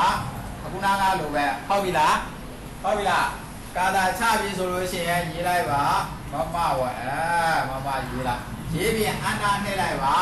နှိမ့်လိုက်တဲ့အခါကျလို့ရှိရင်အဲ့ဒီစာကြီးမရောက်သွားတာအပေါ်စာရွက်ကိုရောက်သွားတာလားမရောက်ဒုတိယစာရွက်ရှိလားဟုတ်ပြီအကယ်၍ तू ကကွာအကယ်၍ तू ကအခါမသိတော့ तू ကရိုက်လိုက်တယ်ကွာတခါတည်းကျရင်ဘယ်လိုဖြစ်တတ်လဲဆိုတော့ तू ကအပေါ်ကိုရောက်သွားတာမျိုးတွေဖြစ်တတ်တယ်ဟုတ်ပြီလား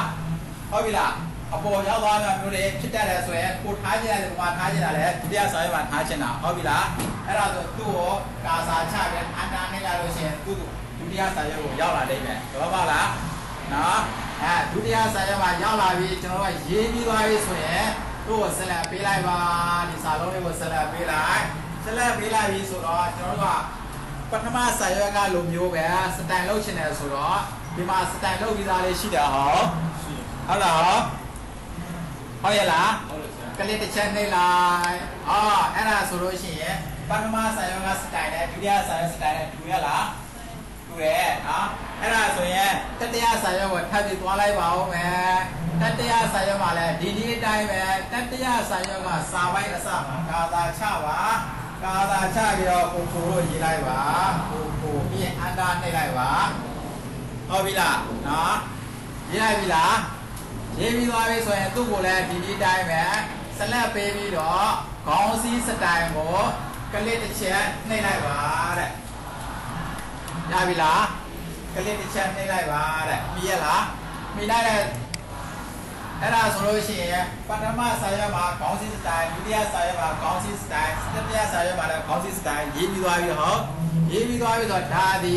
ပထမခေါင်းစည်းစတိုင်ဟုတ်ပြီလားစာရွက်မှာဆိုလို့ရှိရင်စာပိုင်းမှာဆိုရင်ပထမခေါင်းစည်းစတိုင်ရှိတယ်လို့ဒုတိယခေါင်းစည်းစတိုင်လည်းရှိတယ်ဟုတ်ပြီလားအဲ့တော့ဒီမှာတတိယစာရွက်မှာပထမခေါင်းစည်းစတိုင်ရေးပြီးသွားပြီ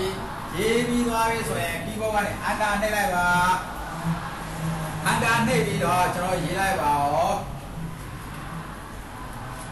NYI ပြီးလို့ရှိရင် NYI ညီပေါ့ဟုတ်ပြီလားအဲ့တော့ရေးပြီးသွားပြီဆိုလို့ရှိရင်သူ့ကိုလည်းပဲဆက်လက်ပေးလိုက်ပါမယ်သူ့ကိုဆက်လက်ပေးပြီးတော့ဒီမှာခေါင်းစည်းစတိုင်မှာတစ်ချက်ကြည့်ကြည့်အောင်မယ်အဲ့ဒီမှာ HEADIN နံပါတ်2တွေ့ရလားဒါဆိုရင်ဒုတိယခေါင်းစည်းစတိုင်ပေါ့ဟုတ်ပြီလားအဲ့ဒါဆိုရင်သူ့ကိုကလစ်တစ်ချက်နှိပ်လိုက်ဒါဆိုရင်ဒုတိယခေါင်းစည်းစတိုင်သူကပြောင်းသွားပြီပြောင်းသွားရလားအဲ့ဒီလိုပဲဒုတိယခေါင်းစည်းစတိုင်ကိုလည်းမိမိကမကြိုက်ဘူးဆိုရင်ဘာလုပ်လို့ရတယ်လဲညာကလေးနှိပ်ပြီးတော့အခုနကလိုပဲပြင်ဆင်လို့ရတယ်တူတူပဲဟုတ်ပြီလားအပြင်ဆင်ကတူတူပဲအဲ့ဒါဆိုရင်ကျွန်တော်တို့သိပြီးတော့ဆိုတော့အဲ့တော့ခေါင်းစည်းတွေရေးပြီးသွားပြီဆိုတော့နံပါတ်1စာရွက်ကိုကျွန်တော်ပြန်သွားမယ်နံပါတ်1စာရွက်ကိုပြန်သွားပါနံပါတ်1စာရွက်မှာမောင်တို့ရေးထားခဲ့တယ်ရေးထားခဲ့တော့မောင်ကြီးထိတ်မှာကာစာချပါတဲ့ဟောရေးရှိပါကာစာချရမယ်ကျွန်တော်တို့ကတွေ့ရလားဟုတ်ပြီကာသာချမှာကျွန်တော်မာတိကစီတော့ပဲဆိုတော့ဒီမှာလာပြီးတော့ကျွန်တော်တို့ကစာရွက်လွတ်ကြီးမှာလာပြီးတော့ကာသာချရေးတော့တော့ဟိုမှာသွားပြရှာတာတော့ဒီမှာရေးတာတော့မလုပ်ဘူးအဲ့လိုနော်ဒီလိုမောင်ကိုရေးထားတဲ့ခေါင်းစည်းရဲ့ထိတ်မှာကာသာချပါချတာပြီလားကာသာချတာပြီးသွားပြီဆိုလို့ရှိရင်ဒီမှာလေအောက်တက်ဘေးကိုသွားမယ်ကျွန်တော်ဒီဖက်မှာရေးထားတယ်တွေ့လားတွေ့ရလားဟုတ်ပြီအဲ့ဒီမှာကလစ်တစ်ချက်နှိပ်လိုက်ပါတွေ့ရလားဒီဖက်နော်ဒီဖက်မှာနှိပ်လိုက်ပါတွေ့ရလားနော်နှိပ်လိုက်ပါနှိပ်လိုက်ပြီဆိုလို့ရှိရင်ဒီမှာ table of contact ဆိုတာတွေ့ရမယ်တွေ့ရလား table of contact တွေ့ရလားလက်ညှိုးကလစ်တစ်ချက်နှိပ်လိုက်ပါနှိပ်လိုက်ရဆိုရင်ဒီလိုပုံစံနဲ့တွေ့ရလိမ့်မယ်ကျွန်တော်တို့တွေ့ရလားရလားရတယ်ဆိုရင်ဒီနေရာမှာပဲကျွန်တော်တို့ကမာတိကစီတဲ့ပုံစံနဲ့တွေ့ရလိမ့်မယ်ဟုတ်ပြီလားနော်အဲ့ဒါဆိုရင်ကလစ်တစ်ချက်နှိပ်လိုက်ပါကျွန်တော်တို့ကကလစ်တစ်ချက်နှိပ်လိုက်ဟုတ်ပြီနော်နှိပ်လိုက်မာတိကစီသွားပြီလားသူကစီသွားပြီလားစီသွားပြီဆိုရင်ကြည့်ကြည့်ကျွန်တော်တို့ကနော်အပေါ်မှာ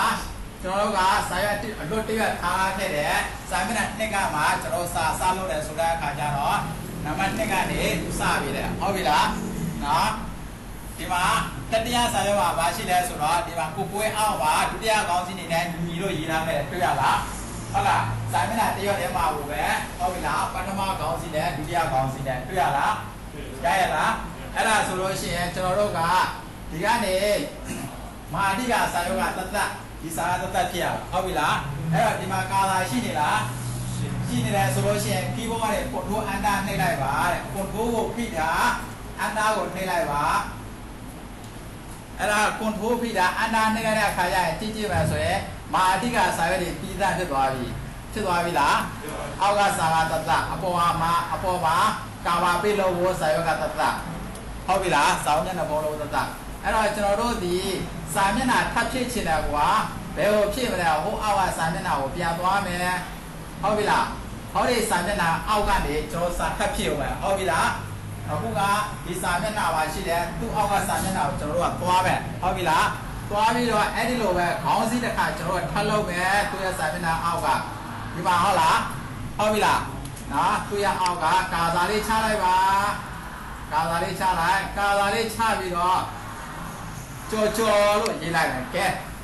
ကြော် K Y A W K Y A W ဟုတ်ပြီလားကြော်လို့ရေးလိုက်တယ်ရေးလိုက်တော့ဘယ်ရောက်သွားတာလဲအပေါ်တက်ပြီးသွားတာအောက်ဆင်းလို့ပြောလိုက်သူ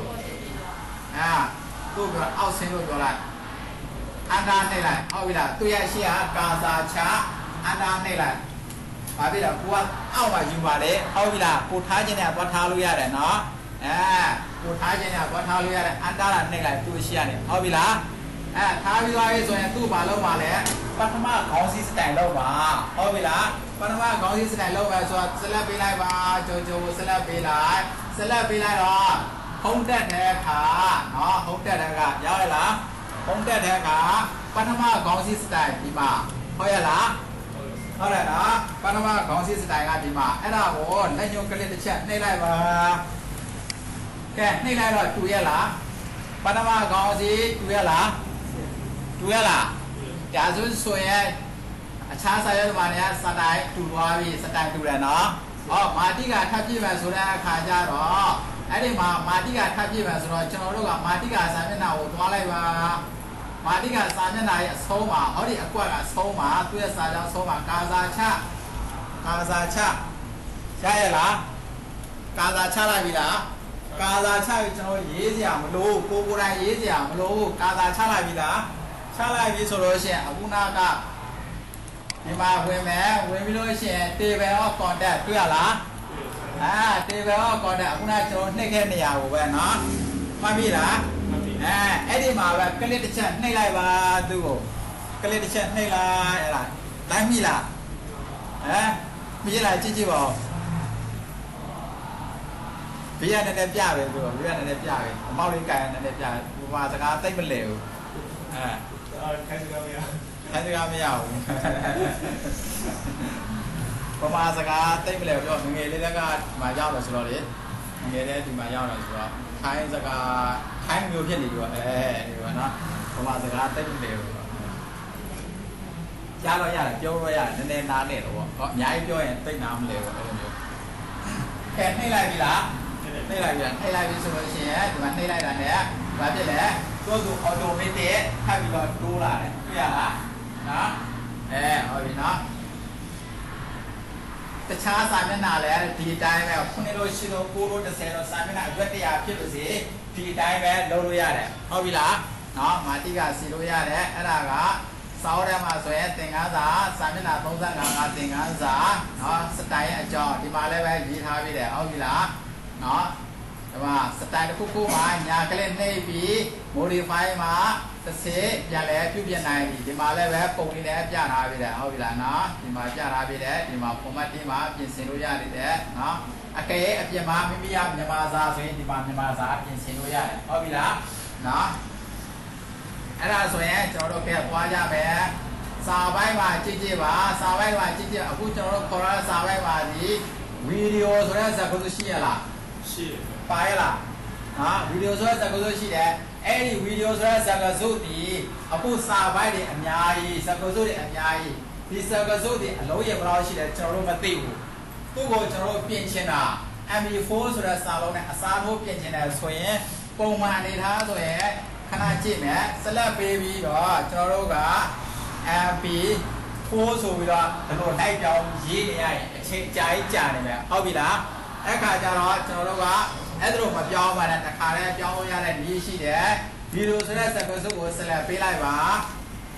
ဆက်လက်ပေးလိုက်ပါဗီဒီယိုဆိုတဲ့စကားစုဆက်လက်ပေးလိုက်ပါစကားစုကိုဆက်လက်ပေးလာကလစ်ပဲတစ်ချက်လားတစ်ချက်လားနှစ်ချက်လားတစ်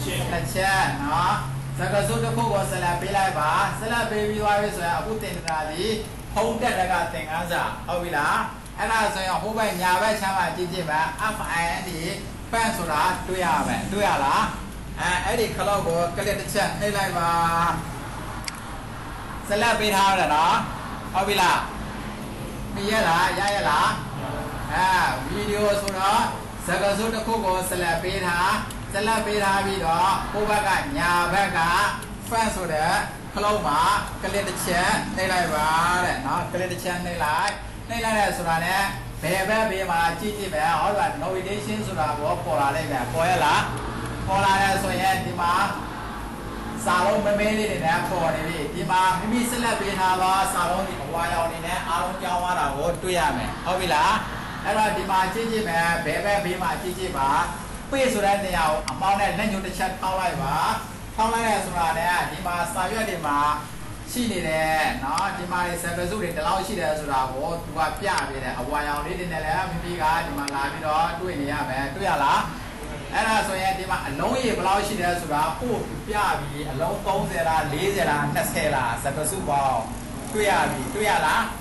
တွေ့ရပြီဆိုရင်ကျွန်တော်တို့သူ့ကိုပြင်တော့မယ်အစားထိုးတော့မယ်ပုံမှန်ဘယ်ဘက်ဘေးမှာကြည့်ပါဒီပရိတွေ့ရလားဒီပရိကိုခလုတ်ကိုကလစ်တစ်ချက်နှိပ်လိုက်ပါတွေ့ရလား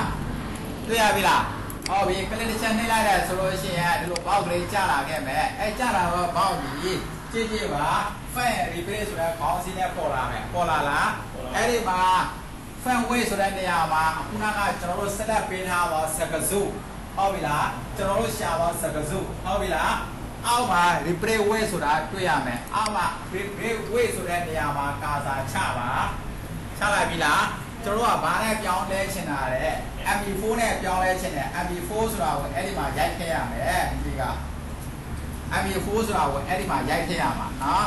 ကဲရိုက်ပြီးသွားပြီဆိုလို့ရှိရင်တော့အောက်မှာ replay ရှိတယ် replay all ရှိတယ် replay ဆိုရင်တော့တစ်ခုချင်းစီပဲသူကပြောင်းတယ် replay all ဆိုရင်တော့အားလုံးကိုသူကပြောင်းပေးမယ်အဲ့ဒါဆိုတော့ replay all ကိုနှိပ်လိုက်သူကနော်ရရလား replay all နဲ့လိုက်နှိပ်လေ replay all ကိုနှိပ်လိုက်နော် replay all နဲ့ပြီးရင် yeah okay နော် yeah okay နော် yeah okay အဲ့ဒါဆိုလို့ရှိရင်ဒီမှာကြည့်မှဆိုလို့ရှိရင်ဗီဒီယိုကမရှိတော့ဘူး MP4 ပြောင်းသွားပြီဟုတ်ပြီလားနော်ရရလား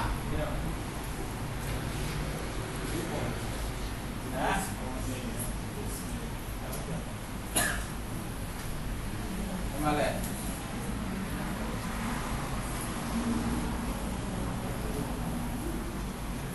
ပြောင်းသွားပြီလားကြည့်ပါပြောင်းသွားပြီလားလို့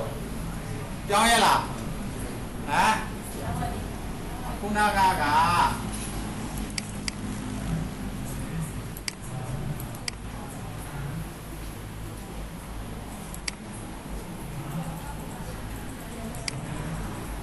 นั่นဆိုဗီဒီယိုမြည်ပါမြည်ပါ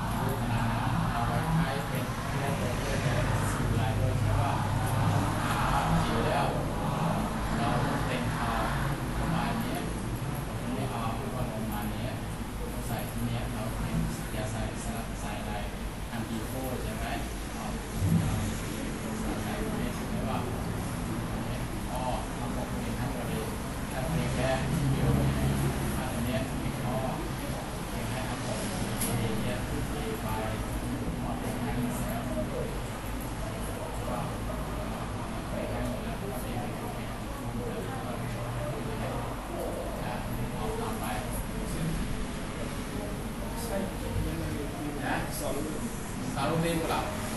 ဆိုင်သေးဘူးလားအဲ့တော့ဘောင်းတော့သေးဘူးရတယ်လေတင်ပြီးသွားပြီလေလားစာရအကြီးအသေးကစာရကြီးတာသေးတာချဲလို့ရလားဘယ်လိုချဲလို့ရတယ်စာရကြီးတဲ့အတွက်အပေါင်းလို့ရှိတယ်နော်ဟုတ်ပြီလားနော်အပေါင်းလို့ရှိတယ်နော်စာရကြီးတာသေးတာဟုတ်ပြီလားနော်တွေ့ရလားဒီအောက်မှာအကြီးအသေးအပေါင်းလို့ရှိတယ်နော်နောက်ဘယ်လိုနှိပ်လို့ရသေးတယ်အခုကျွန်တော်စာပြတာဘယ်လိုနှိပ်ပါလဲသိလားဒီဘောကွန်ထရိုးဖိတ်တာအမောက်ဘိန်းလုံးလေးကိုလှည့်တာအဲတင်ပြရလားဟမ်ဟာလားတင်ပြရတဲ့ပြရလေအပေါင်းထုတ်လေအပေါင်းတော့စာရွက်ကိုချုပ်ချင်းလို့ရတယ် Microsoft Word စောက်ခဲ့တဲ့ချိန်ကတင်ပြီးသွားပြီနော်ဒီဘောကကွန်ထရိုးပြီးကိုဖိတ်တာအမောက်ဘိန်းလုံးလေးနဲ့လှည့်လို့ရတယ်ဒါဆိုစာရွက်ကိုချုပ်ချင်းလုပ်လို့ရတယ်ဒီမှာအပေါင်းတော့ဟုတ်ပြီလားနော်တင်ပြီးသွားပြီနော်စာမျက်နှာ20ပါလားဒီတော့ပြကြည့်လို့ရသေးတယ်ဟုတ်ပြီလားဒီပါစာမျက်နှာ20ပါဟုတ်လားဟုတ်လားဒီမှာရေးထားပြီးတဲ့စာရွက်ချုံချက်ပုံဖိုးဖိထား၍စပိုးပြီးအမောက်ဘီလုံးဖြစ်တယ်ဒီမှာနော်အမောက်ဘီလုံးနဲ့ပြေးလို့ရတယ်ဒီမှာအပေါင်းတော့နော်ချုံချက်စာရွက်ချုံချက်လုပ်လို့ရတယ်စာမျက်နှာ20ပါနော်ကားပါချာမယ်အဲ့ဒါလေကားကတော့ဒီဘက်မှာချလို့မရဘူးကားကချလို့မရဘူးဒီမှာပါဝင်လမ်းတွေဒလိမဲ့ကြာဒီမှာဒလိဒီကြာကားလာချလို့ရရေဘာမှချရပြီကားလာဟုတ်ပြီလားနော်ကိုဝင်လို့ကဲရပြီဆိုလို့ရှိရင်ကျွန်တော်စစ်ဆက်သွားမယ်စစ်ဆက်သွားမယ်ဆိုတော့စာလုံးပြင်ပြီးသွားပြီလား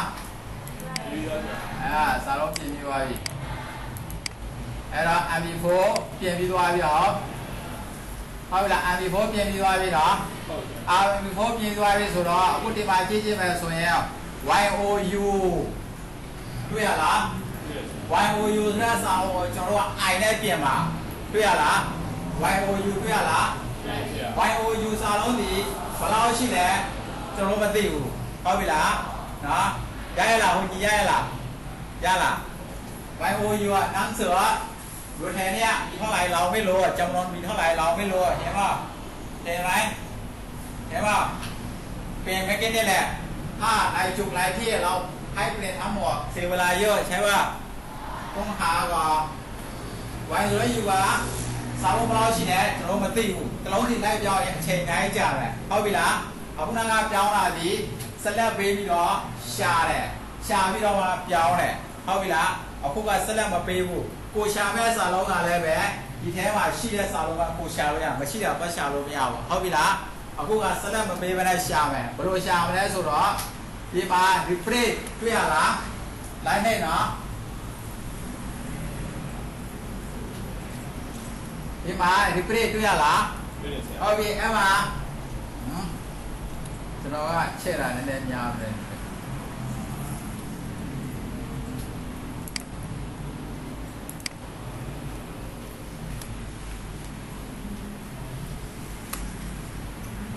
ဒီမှာ replay တွေ့ရလားreplay ကိုကလစ်တစ်ချက်နှိပ်လိုက်ပါဒီမှာ replay ရှိမလား replay ကိုကလစ်တစ်ချက်နှိပ်လိုက် replay ကိုကလစ်တစ်ချက်နှိပ်လိုက်တာနဲ့ဒီလိုဘောက်လေးကျလာမယ်ဒီလိုကျလာတဲ့ဘောက်ဒီအခုနဘောက်နဲ့တူရလားတူလားအတူတူပဲเนาะအဲ့ဒါဆိုရင် fan ကိုတစ်ချက်နှိပ်လိုက်မယ် fan ကိုတစ်ချက်နှိပ်လိုက်တော့ fan weight ဆိုတာပေါ်တယ်ဟုတ်ပြီလားပေါ်ရလားပေါ်တယ်ဆိုရင်ကျွန်တော်တို့ရှာပါလိဘာရှာပါလဲ YOU ကိုရှာမယ်အဲ့ဒါဆိုဒီမှာ YOU ကိုရိုက်ရလိုက် YOU ရိုက်ရလိုက်ပြီလားရိုက်ပြီလားရိုက်ရလိုက်ပြီလားရိုက်တယ်ပြီးသွားပြီဆိုလို့ရှိရင်ကျွန်တော်တို့ရှာတဲ့စာလုံးเนาะဟုတ်ပြီလားအစားထိုးတော့မယ် replay တွေ့ရလားတွေ့လား replay ကိုတစ်ချက်နှိပ်လိုက်ပါ replay ကိုနှိပ်လိုက်မယ်ဟုတ်ပြီနှိပ်ရတဲ့အခါကျတော့အောက်မှာဘာပေါ်လာလဲ replay weight ပေါ်လာတယ် replay weight မှာကျွန်တော်တို့ကအစားထိုးထည့်ပြီးစာလုံးထည့်ရမှာဟုတ်ပြီလားအဲ့မှာဘာထည့်ရမှာလဲ I နဲ့အစားထိုးချင်တာဖြစ်တာကြောင့် I လို့ရိုက်ထည့်လိုက်ပါရိုက်ထည့်လိုက်ပြီလား I နော် I နဲ့အစားထိုးချင်တာဖြစ်တာကြောင့် I လို့ရိုက်ထည့်လိုက်တယ်ရိုက်ထည့်လိုက်ပြီလားရိုက်ထည့်လိုက်ပြီလားရိုက်ထည့်ပြီးသွားပြီဆိုလို့ရှိရင် OK လို့နှိပ်လိုက်ရုံပဲဒီမှာ repeat all ဆိုရင် repeat all နှိပ်လိုက်ဟုတ်ပြီလားကြားရလား repeat all OK အဲ့ဒါဆိုလို့ရှိရင်ကျွန်တော်တို့ပွားကြည့်ကြရမယ်ဒါကိုပိတ်ချလိုက်လို့ရပါပြီဟုတ်ပြီလားဒါကိုပိတ်ချလိုက်လို့ရပြီနော်ဒီတော့ဦးနော်ပိတ်ချလိုက်ဘယ်လိုလဲရတယ်ကြက်ချိကလည်းရတယ်အတူတူပဲအဲ့ဒါဆိုရင်ကျွန်တော်တို့ကြည့်ကြည့်ပါ I ဒီပြောင်းသွားပြီလားပြောင်းသွားပြီလားဒါပဲဆိုရင်စောင်းအစားထိုးပြောင်းလဲတာဘယ်နှနည်းလဲနှစ်နည်းနော်နှစ်နည်းအဲ့ဒါဆိုရင်ကျွန်တော်စောင်းအစားထိုးပြောင်းလဲတာရပြီအဲ့သင်ခန်းစာကစောင်းပါဆိုလို့ရှိရင်စာမျက်နှာဒီမှာ35ပါဟုတ်ပြီလားစာထိုးပြောင်းလဲတာစာမျက်နှာ35ပါဒီမှာမှားတတ်လို့ဒီမှာလည်းပဲပုံလေးနဲ့လည်းပြလာပြီတဲ့ဖဲဝဲမှာကမိမိရှာဖွေပြီးစာဒီမှာရိုက်ခဲ့ပါဒီပရိဝဲပါကအစားလုံးပြောင်းလဲပြီးစာရိုက်ပါအပေါ်နဲ့အောက်နဲ့မှားတတ်တယ်ဟုတ်ပြီလားနော်အဲ့ဒါဆိုရင်စာမျက်နှာ36သွားကြမယ်အခုကျွန်တော်တို့စာမျက်နှာဒီအများကြီးရှိတယ်ကွာကျွန်တော်ပထမဆုံးစာမျက်နှာမှာရောက်နေတယ်ဆိုပါတော့အခုကျွန်တော်ရောက်နေတာဒီပထမဆုံးစာမျက်နှာဟုတ်ရဲ့လားဟုတ်တယ်နော်အကဲကျွန်တော်တို့ကစာမျက်နှာ4ကိုသွားချင်တယ်ကွာစာတွေအများကြီးစာစစ်တယ်ဆိုတော့စာမျက်နှာ4ကိုသွားအမောက်ဘိန်းလုံးနဲ့သွားလို့ရရလားရတယ်နော်အမောက်ဘိန်းလုံးနဲ့သွားလို့ရတယ်ဟိုဘက်ဘေးကစကရူဘာကိုအမောက်နဲ့ဖြစ်ပြီးတော့လည်းပဲဆွဲတင်ဆွဲချသွားလို့ရတယ်ဒါပေမဲ့အချိန်တော့နည်းနည်းတော့ကြာတာပေါ့ဟုတ်ပြီလားအကဲဒီမှာဒီပရိဘောကလေးတစ်ချက်နှိပ်လိုက်ပါတွေ့ရလားဒီပရိဘောကလေးတစ်ချက်နှိပ်လိုက်ပြီလားဒီပရိဘောကလေးတစ်ချက်နှိပ်လိုက်တယ်ဆိုလို့ရှိရင်အခုနကဘောက်ကိုပေါ်လာခဲ့မယ်ပေါ်လာရလားအခုနကပေါင်းတယ်တွေ့ရလားတွေ့ရလားဘိုးတူတွေ့ရလားဘိုးတူကိုကလေးတစ်ချက်နှိပ်လိုက်ပါဘိုးတူကလေးတစ်ချက်နှိပ်လိုက်တာတဲ့ဒီမှာအန်တာပိတ်နံပါတ်တဲ့မိမိဒီလက်ရှိစာမျက်နှာတက်မှာရောက်နေတယ်စာမျက်နှာ4ကိုသွားချင်တယ်ဆိုလို့ရှိရင်နံပါတ်4ထက်ပြီးရင်ဘိုးတူလို့နှိပ်ရတယ်ရတယ်ဒီဘောကနေအန်တာနှိပ်လိုက်ရင်လည်းရတယ်သူကအဲ့ဒါဆိုရင်စာမျက်နှာ4ကိုရောက်သွားလိုက်ပဲသူကရောက်ရလားဟုတ်ပြီမိမိကစာမျက်နှာ4ရောက်နေတာကွာဟိုစာမျက်နှာ1ကိုပြန်သွားချင်တယ်ဆိုလို့ရှိရင်လည်းအဲ့ဒီအတိုင်းပဲဒီနေရာမှာဘိုးတူကိုနှိပ်မိမိကစာမျက်နှာနံပါတ်1ကိုပြန်သွားချင်တယ်ဆိုလို့ရှိရင်တော့1လို့ရိုက်ခဲ့ဘိုးတူလို့ရိုက်လိုက်ဒါမှမဟုတ်ရင်လည်းကီးဘုတ်ကနေအန်တာနှိပ်လိုက်တာနဲ့နံပါတ်1ကိုရောက်သွားလိုက်မယ်သူကဒီသဘောမျိုးကိုပြောတာဟုတ်ပြီလားရောက်ရလားဟုတ်ပြီအဲ့ဒါဆိုလို့ရှိရင်ကျွန်တော်တစ်ချက်ကြည့်ကြည့်မယ်အဲ့ဒါဆိုရင်ဒီပရိကိုတစ်ချက်ပြန်နှိပ်လိုက်ပါဦးဒီပရိကိုတစ်ချက်ပြန်နှိပ်လိုက်ပြီးရင်ဘိုးတူကိုနှိပ်လိုက်ပါ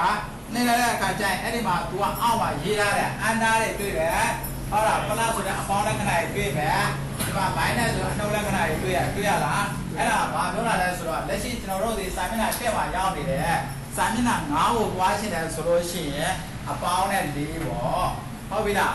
လက်ရှိကျွန်တော်ကစာမျက်နှာတက်မှာရောက်နေတယ်ကွာစာမျက်နှာ9ကိုသွားချင်တယ်ဆိုလို့ရှိရင်အပေါင်း4ပြီးရင်ဘိုးတူနှိပ်ဒါမှမဟုတ်ဒီဘောကနေအန်တာနှိပ်လည်းရတယ်ဒါပဲဆိုရင်သူကစာမျက်နှာ9ကိုရောက်သွားလိမ့်မယ်တော့ပါလားအကဲစာမျက်နှာ2ကိုပြန်လာချင်တယ်ကွာလက်ရှိကျွန်တော်ရောက်လာတဲ့စာမျက်နှာ9 2ကိုပြန်လာချင်တယ်ဆိုလို့ရှိရင်တော့အနှုတ်3ပေါ့ဒီသဘောကိုသူကပြောထားတာဒီမှာအနှုတ်ရှိတယ်ပြီးရင်3ရက်တဲ့ပြီးရင်ဘိုးတူပေါ့ဒါမှမဟုတ်ဒီဘောကအန်တာနဲ့အတူတူပဲအဲ့ဒါဆိုရင်စာမျက်နှာ2ကိုရောက်သွားလိမ့်မယ်ဟုတ်ပြီလားနားလည်လားအဲ့ဒါဆိုရင်အောင်လို့ရှိရင်အောက်ကအနှုတ်တွေကအပေါင်းတွေကဘာလို့လာလဲမသိဘူးဖြစ်နေပါဆိုတော့ဟုတ်ပြီလားဒီပေါက်လေးကိုရှင်းပေးခဲ့တာနော်အမှန်တကယ်ကတော့စာမျက်နှာ1ကိုသွားခြင်းလဲဆိုရင်1ကိုနှိပ်လိုက်အန်တာနှိပ်လိုက်ဟုတ်ပြီလား9ကိုသွားခြင်းနံပါတ်5နှိပ်လိုက်ဘိုးတူနှိပ်လိုက်အန်တာနှိပ်လိုက်ရပြီဒီသဘောပဲဟုတ်ပြီလားနော်အဲ့ဒါဆိုလို့ရှိရင်ဒီမှာလည်းပဲပြီးပြန်ပြီနော်စာမျက်နှာ36ဒီမှာလည်းပဲရေးထားပြီးတယ်နော်မိမိသွားလို့ဒီစာမျက်နှာကဏ္ဍကိုရိုက်တဲ့ပါနှိပ်ကိုနှိပ်ပါဘိုးတူအန်တာကြိုက်တာနှိပ်ရတယ်ဟုတ်ပြီလားနော်အဲ့ဒါဆိုလို့ရှိရင်ကျွန်တော်တို့စာမျက်နှာနံပါတ်တွေသွားလို့ရပြီကဲအရှင်းမှာအပေါ်မှာကျွန်တော်မာတိကလောက်ထားတဲ့အပေါ်မှာစာရွက်အလော့ဖြူတရွက်ရှိနေခဲ့တာဟုတ်လားလို့ဆိုတော့ ရှိနေကြတော့ဟောပြီအဲ့ဒီအလော့ဖြူမှာဒီမှာအခုဆိုလို့ရှိရင်ကျွန်တော်တို့ဒီအောက်မှာစာဖိုင်တွေလုတ်ပြီးသွားပြီခေါင်းစည်းတွေလုတ်ပြီးသွားပြီမာတိကာတွေထည့်ပြီးသွားပြီဟုတ်ပြီလားဟုတ်ပြီလားအခုကွန်ပျူတာအခြေခံစာအုပ်လိုပဲစာမျက်နှာ68ပေါ့ကွာဟုတ်ရဲ့စာမျက်နှာ4560ကိုစာဖိုင်လုတ်ထားပြီမာတိကာတွေလုတ်ထားပြီဆိုဘာလိုအပ်လဲစာအုပ်မျက်နှာပုံလိုအပ်တယ်ဟုတ်ပြီလားနောက်ကိုယ်ပိုင်စာအုပ်လောက်တဲ့ခါကျရင်လောက်လို့တက်ရမှာဟုတ်ပြီလားနော်ဟုတ်ပြီလားကွန်ပျူတာအခြေခံစာအုပ်လောက်တဲ့မျိုးကိုယ်လောက်တက်ရမှာဟုတ်ပြီလားနော်စာဖိုင်လောက်မယ်ပြီးရင်ခေါင်းစည်းလောက်မယ်မာတိကာတွေလောက်မယ်အဲ့မာတိကာပေါ်မှာကာဘာပိတ်စာအုပ်မျက်နှာပုံလောက်တော့မယ်အဲ့ဒီစာရွက်မှာကာသာချထားလိုက်ပါကာသာချထားပြီးတော့ဟုံးသင်္ကန်းစာပြီးသွားပြီ insert တက်တဲ့ကိုသွားမယ်သင်္ကန်းစာအသစ်ရောက်ပြီလား insert တက်ကိုကလစ်တစ်ချက်နှိပ်လိုက်အဲ့ဒီမှာကာဝါပိတ်ဆိုတဲ့ခလုတ်လေးတွေ့ရလိမ့်မယ်တွေ့ရလားကာဝါပိတ်ကိုကလစ်တစ်ချက်နှိပ်လိုက်ပါနှိပ်လိုက်ရင်အဲ့ဒီမှာအမောက်ဘိန်းလုံးလေးနှိပ်ကြည့်မယ်ဆိုလို့ရှိရင်ပုံတွေအများကြီးတွေ့ရလိမ့်မယ်နမူနာပေါ့နော်ပေးထားတဲ့နမူနာလေးတွေတွေ့ရလိမ့်မယ်အဲ့ဒီမှာယထာပုံလေးနဲ့တွေ့ရလိမ့်မယ်တွေ့ရလားတွေ့ရလားအကောင်လုံးတူတူပဲရွေးရနော်အတူတူလောက်လို့ရအောင်ဟုတ်ပြီလားတစ်ခုရရင်အကုန်ရတယ်အကုန်တူတယ်ဟုတ်ပြီလားအတူတူလောက်လို့ရအောင်ယထာပုံလေးနဲ့ပုံကိုရွေးလိုက်မယ်တွေ့ရလားတွေ့ရဆရာဟုတ်ပြီအဲ့ယထာပုံလေးနဲ့ကလေးတစ်ချက်နှိပ်လိုက်ပါနှိပ်လိုက်တဲ့ဆိုတာနဲ့ကိုယ့်ရဲ့စာရွက်မှာရောက်လာပြီရောက်လာပြီလားရောက်လာပြီဆိုရင်ယထာပုံကိုကလေးတစ်ချက်နှိပ်လိုက်နှိပ်လိုက်တဲ့ဆိုတာနဲ့အဲ့ဒီမှာပုံနဲ့ဘေးပတ်နေပါကြည့်ကြည့်ပါကျိုးဝိုင်းလေးပေါ်နေရလားပေါ်ရလားကျိုးဝိုင်းလေးပေါ်ရလားပေါ်ပါဆရာမြင်ရလားကျွန်တော်ကြည့်ကြည့်မယ်ဒီမှာ format လို့လည်းပေါ်လိုက်မယ်တချို့ကြတော့လည်းပဲ picture format လို့လည်းရေးတယ်ပေါ်ပါတွေ့ရလားနော်တချို့ကလည်း format လို့ပဲပေါ်မှာဟုတ်ပြီလားအဲ့ဒီမှာ click တစ်ချက်နှိပ်လိုက်ပါအမောင်းနဲ့လက်ညှိုး click တစ်ချက်နှိပ်လိုက်တာနဲ့တွေ့ရ robot တွေပြောင်းသွားတာကိုတွေ့ရမယ်ဟုတ်ပြီလားတွေ့ရလားအဲ့တော့ဒီအရှင်းမှာကြည့်ကြည့်နေလုံးပုံစံနဲ့ connection ဆိုတာတွေ့ရမယ်နေလုံးပုံစံနဲ့တွေ့ရလားညားချုံလေးကိုနှိပ်ကြည့်လိုက်တယ်ဆိုရင်အဲ့ဒီမှာကာလာအလင်းအမှောင်ကိုရွေးလို့ရတယ်ကြိုက်တာကိုကလစ်တစ်ချက်နှိပ်လိုက်ရုံပဲဒီကနော်နှိပ်လိုက်နော်ရွေးလို့ရတယ်ပြီးသွားပြီဆိုရင်ဒီမှာကာလာဆိုတာတွေ့တယ်တွေ့ရဘေးမှာအဲ့ဒီမှာလည်းပဲညားချုံလေးကိုနှိပ်ကြည့်လိုက်ဆိုရင်အဲ့ဒီမှာအဝါအစိမ်းကြီးပြကြိုက်တာတစ်ခုယူလိုက်လို့ရတယ်သူကလည်းပဲရမှာလားနော်မြင်ရလားဝါစိမ်းကြီးပြကြိုက်တာယူလို့ရတယ်နော်ဟုတ်ပြီယူလိုက်ပြီပြီးလို့ရှိရင်အဲ့ဒီမှာ effect မှာကြည့်ကြအောင်ပဲ effect မှာဆိုလို့ရှိရင်လည်းအဲ့ဒီမှာရေဆိုးရောင်တွေပကြီးရောင်တွေအနုပညာတက်ရောက်မှုတွေကိုကြိုက်တာတွေယူလို့ရသေးတယ်သူကအဲ့တော့ကျွန်တော်တို့ကအလင်းအမှောင်တွေရွေးပြီးသွားပြီကာလာတွေပြောင်းပြီးသွား effect တွေလည်းပြောင်းပြီးသွားပြီမကြိုက်ဘူးဒီပုံကိုကျွန်တော်တို့ကပထမဆုံးယူခဲ့ပြီးမူရင်းပုံကိုပဲပြန်ပြီးလိုချင်တယ်ဆိုလို့ရှိရင်ဟောဒီမှာ this step picture ဆိုတာရှိတယ်တွေ့ရမယ်အဲ့ဒီမှာ this step picture ဆိုတာတွေ့ရမယ်တွေ့ရလား this step picture တွေ့ရလားဟုတ်ပြီအဲ့ဒီ this step picture ကိုအမောင်းနဲ့လက်ညှိုးကလစ်တစ်ချက်နှိပ်လိုက်ပါတဲ့နော်အမောင်းနဲ့လက်ညှိုးကလစ်တစ်ချက်နှိပ်လိုက်ဒါဆိုရင်ကျွန်တော်တို့ပထမဆုံးယူခဲ့ပြီးမူရင်းပုံကိုပြန်ရပြီလားကျွန်တော်တို့ကဒီပုံကိုမကြိုက်လို့ပြန်ပြီးပြင်ချင်တယ်ဆိုလို့ရှိရင်ဒီနေရာမှာပဲလက်ကလစ်တစ်ချက်နှိပ်လိုက်ပါနှိပ်လိုက်ပြီလားလက်ကလစ်တစ်ချက်နှိပ်လိုက်တယ်ဆိုလို့ရှိရင်ဒီမှာ chain picture ဆိုတာရှိတယ်တွေ့ရလားဟုတ်ပြီအဲ့ဒီမှာ this device မှာလည်းပြောင်းလို့ရတယ်နောက်တစ်ချက်ကျတော့ဒီအပေါ်မှာလည်းရှိတယ်ဒီမှာ step picture အပေါ်မှာတွေ့ရလား this device အဲ့ဒီမှာလည်းပြောင်းလို့ရတယ်ဒီမှာဒီညာကလေးနှိပ်လိုက်ညာကလေးနှိပ်ပြီးတော့ chain picture တွေ့ရလားရလားပုံနေရာမှာကလေးတစ်ချက်နှိပ်တာပြီးတော့လက်ကလေးညာကလေးနှိပ်လိုက်ညာကလေးနှိပ်ရတယ်ဆိုရင်ဒီမှာ chain picture ဆိုတဲ့စာကြောင်းတွေ့ရမယ်တွေ့ရလားတွေ့ရဘေးတက်မှာဆိုလို့ရှိရင်ဒီမှာ this device ဆိုတာတွေ့ရမယ်တွေ့ရလားတွေ့ရပြီလားပေါ်ရလား chain picture တွေ့လား chain picture ဆိုတဲ့စာကြောင်းတွေ့လားတွေ့ရလားတွေ့တယ်ဆိုရင် this device ဆိုပေါ်လားပေါ်လဲဝါအောက်လိုင်းပေါ်ရဝါအောက်လိုင်းနှိပ်လိုက်နော်တချို့ကဒါပေါ်တယ်ဆိုရင်လို့ရှိရင်နော်ဒါလေးကိုချက်နှိပ်ရတယ်ဟုတ်ပြီလား နော်တချို့ကလည်းနှိမ့်လိုက်တာနဲ့ဘာပေါ်လာလဲဆိုရင်ဓာတ်ပုံရွေးဖို့အတွက်ဘောက်ကလေးကျလာတယ်တချို့ကလည်း one outline ဆိုတော့ပေါ်လာတယ်ဟုတ်ပြီလား one outline ပေါ်လာ one outline ကိုနှိမ့်လိုက်ပြီးတော့မှဓာတ်ပုံရွေးတဲ့ဘောက်ကျလာမယ်ဟုတ်ပြီလားတချို့ကျတော့လည်းပဲနှိမ့်လိုက်တာနဲ့တခါတည်းဓာတ်ပုံရွေးဖို့ဘောက်တခါတည်းကျလာတယ်နေရာကျလာတယ်ကျောင်းကွန်ပျူတာတွေဆိုလို့ရှိရင်တော့ဘယ်ဘက်ဘေးမှာကြည့်ပါ desktop ဆိုတဲ့စာကြောင်းတွေ့လိမ့်မယ်တွေ့ရလား desktop ဆိုတဲ့စာကြောင်းတွေ့လိမ့်မယ်ကျောင်းကွန်ပျူတာတွေကတွေ့ရလားdesktop ဆိုတဲ့စာကြောင်းတွေ့ရဆိုရင်အဲ့စာကြောင်းကိုနှိပ်လိုက်တခြားကွန်ပျူတာတွေကတော့ကိုယ့်ရဲ့ကွန်ပျူတာမှာဘယ်နေရာမှာဓာတ်ပုံရှိတော့ကိုယ်ပဲရှာအောင်ပါပေါ့ဟုတ်ပြီလားကျောင်းကွန်ပျူတာတွေက desktop ဆိုတဲ့စာကြောင်းတွေ့ပြီဆိုလို့ရှိရင်အဲ့ဒီမှာတစ်ပင်ပုံလေးနဲ့တွေ့လိမ့်မယ်တချို့ကြောင့်လည်းပဲ folder file လေးနဲ့တွေ့လိမ့်မယ်နော်အဲ့ဒီ folder file တွေထဲမှာဓာတ်ပုံတွေတွေ့ရလိမ့်မယ်နော်ခုနတစ်ပင်ပုံလေးဆိုလို့ရှိရင်တစ်ပင်ပုံလေးထဲမှာ file တွေ folder တွေအများကြီးရှိတယ်အဲ့ထဲမှာဓာတ်ပုံတွေအများကြီးရှိတယ်နော်အဲ့ဒီ folder file file လေးတွေကို2ချက်3ချက်နှိပ်လိုက်2ချက်3ချက်နှိပ်လိုက်တယ်ဆိုရင်ကိုဓာတ်ပုံတွေ့ရမယ်နော်တွေ့တဲ့ဓာတ်ပုံကိုအပေါင်းနဲ့လက်ညှိုးကလေးတစ်ချက်နှိပ်ပြီးတော့မိမိက insert လို့နှိပ်လိုက်တာနဲ့ဓာတ်ပုံရောက်လာလိမ့်မယ်သူကဓာတ်ပုံချိန်သွားလိမ့်မယ်ဒီက insert အော်ပါနော် insert လို့နှိပ်လိုက်တာနဲ့ဓာတ်ပုံချိန်သွားရလားချိန်သွားမယ်ဓာတ်ပုံချိန်သွားပြီဆိုလို့ရှိရင်အဲ့ဓာတ်ပုံကိုလည်းအခုနာကိုအားလုံးပြောင်းလို့ရတယ်အဲ့ဒီတော့ဒီမှာကျွန်တော်တို့ကစတိုင်ကိုကြည့်မယ်ဒီမှာစတိုင်တွေ့ရလားပြချောင်းနှိပ်လာတာဟောစတိုင်တွေ့ရလားဒီမှာစတိုင်နေရာမှာညားချုံကလေးကိုနှိပ်လိုက်ကြည့်ပါဒီမှာဓာတ်ပုံပေါင်းတွေပြောင်းထည့်လို့ရတယ်နော်ဓာတ်ပုံပေါင်းတွေစတိုင်တွေပြောင်းပြီးတော့ထည့်လို့ရတယ်ဒီမှာဆိုရင်လည်းရက်ရောင်လေးနဲ့ဒီမှာလည်းရက်ရောင်လေးနဲ့ထည့်လို့ရတယ်တွေ့ရလားကိုစတိုင်လေးကြိုက်သလိုရွေးလို့ရတယ်အဲ့ဒါဆိုရင်ကျွန်တော်တို့ကတစ်ခုရွေးအားလုံးကတူတူပဲဟုတ်ပြီလားအဲ့ဒါဒီမှာကျွန်တော်တို့တူတူဒီမှာအဝိုင်းလေးကိုယူလိုက်ပါယူလိုက်ပြီလားအဝိုင်းလေးကိုယူလိုက်မယ်နော်ယူလိုက်ပြီလားဟုတ်ပြီကလစ်တစ်ချက်နှိပ်လိုက်ပါနှိပ်လိုက်တယ်ဆိုလို့ရှိရင်အဝိုင်းပုံစံလေးပြောင်းသွားပြီပြောင်းသွားပြီဆိုရင်ဒါဆိုရင် picture ပေါ့ picture ကိုပေါက်ခတ်တော့မယ်ကျွန်တော်တို့ဒီပေါက်ကိုလောက်တော့မယ်ဒီပေါက်ကိုကိုကလည်းဒီမှာတောင်းပါညာနှစ်ခွလေးပေါ်လိုက်မယ်တွေ့ရလားတွေ့ရလား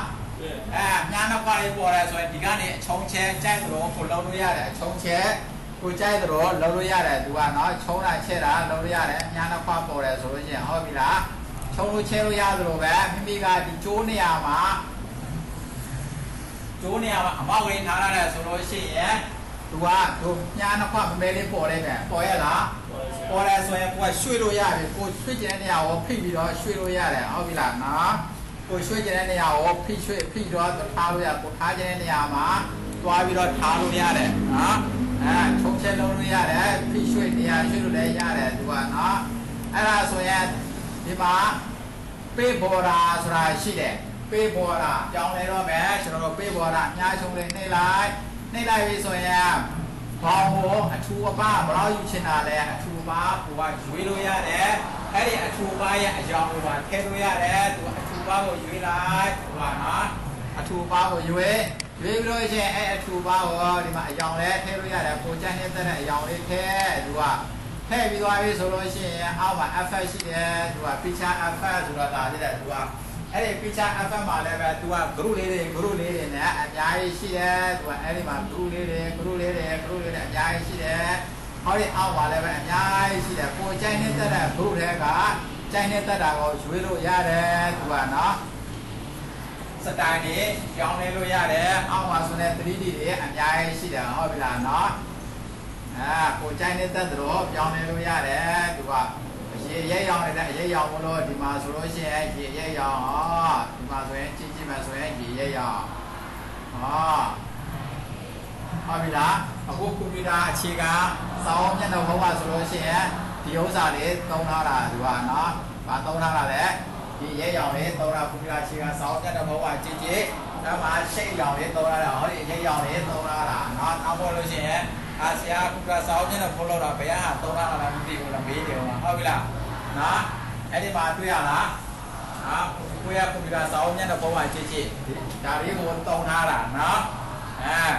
အဲ့ဒီမှာကိုကပြောင်းလဲလို့ရတယ်ကြိုက်တာပြောင်းလဲကြိုက်တဲ့ effect တွေသုံးရမှာလားရမယ်နော်ရမယ်ဆိုလို့ရှိရင်အဲ့ဒီမှာကျွန်တော်တို့ကာလာအရောင်လေးတွေ့ရလားအမဲရောင်လေးတွေ့ရလားစာလုံးလေးတွေ့ရလား ဒီမှာစာလုံးရှိတာအဲ့ဒီစာလုံးမိမိကပြောင်းလဲခြင်းတယ်ဆိုရင်အဲ့ဒီစာလုံးကိုဆက်လက်ပေးပြီးတော့ဖုန်းထဲမှာလာပြီးတော့ကြိုက်တဲ့ဘာသာစကားကိုရွေးဟုတ်ပြီလားအင်္ဂလိပ်မြန်မာကြိုက်တာရိုက်လို့ရပါတယ်နော်အင်္ဂလိပ်မြန်မာကြိုက်တာရိုက်လို့ရပါတယ်ဟုတ်ပြီလားနော်မြန်မာအင်္ဂလိပ်ကြိုက်တာရိုက်လို့ရပါတယ်နော်ကြိုက်တဲ့ဖောက်ကိုရွေးကြိုက်တာရိုက်နော်ကိုရိုက်ခြင်းတဲ့စာရိုက်လို့ရပါတယ်နော်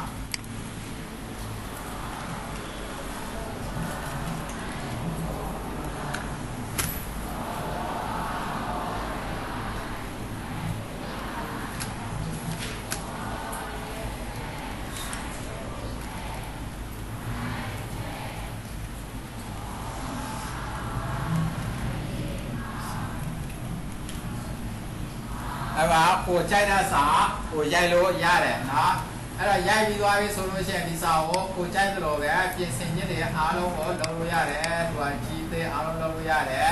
ပြီးတော့ရှိရင်ဒီမှာစာလုံး effect တွေတင်ပြီးသွားဟုတ်လားဟုတ်တော့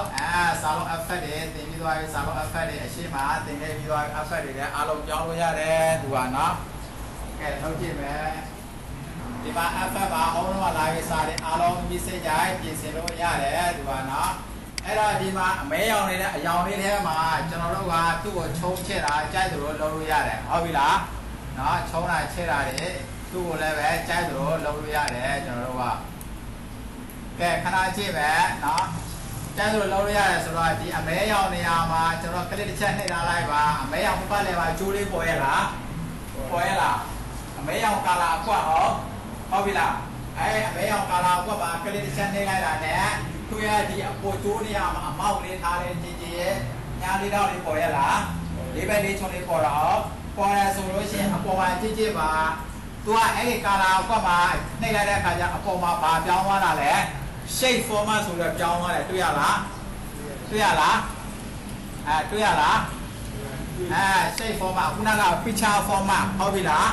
ဓာတ်ပုံနဲ့ပတ်သက်တော့ picture ရဲ့ format ပေါ်တယ်အခုကဒီလေးတော့ကွက်ကိုကြတော့ तू က shape လို့ခေါ်တယ်နော် shape ဆိုတော့ shape format ဆိုပြီးတော့တက်အစ်ပေါ်လာခဲ့တယ်တွေ့ရလားshape ကိုနှိပ်တာအမဲရောင်ကွက်လေးတွေ့ရလားတွေ့ရလားအမဲရောင်ကွက်တွေ့ရလားဒီမှာကြည့်တွေ့ရလားအဲ့ဒီအမဲရောင်ကွက်နေရာမှာအမောင်းနဲ့လက်ညှိုးကနေတစ်ချက်နှိပ်လိုက်ပါနှိပ်လိုက်ပြီလားနှိပ်လိုက်ပြီဆိုရင် तू ကျိုးနေရာမှာနှိပ်တာ तू ကျိုးပေါ့ကျိုးလေးပေါ်ရလားပေါ်လား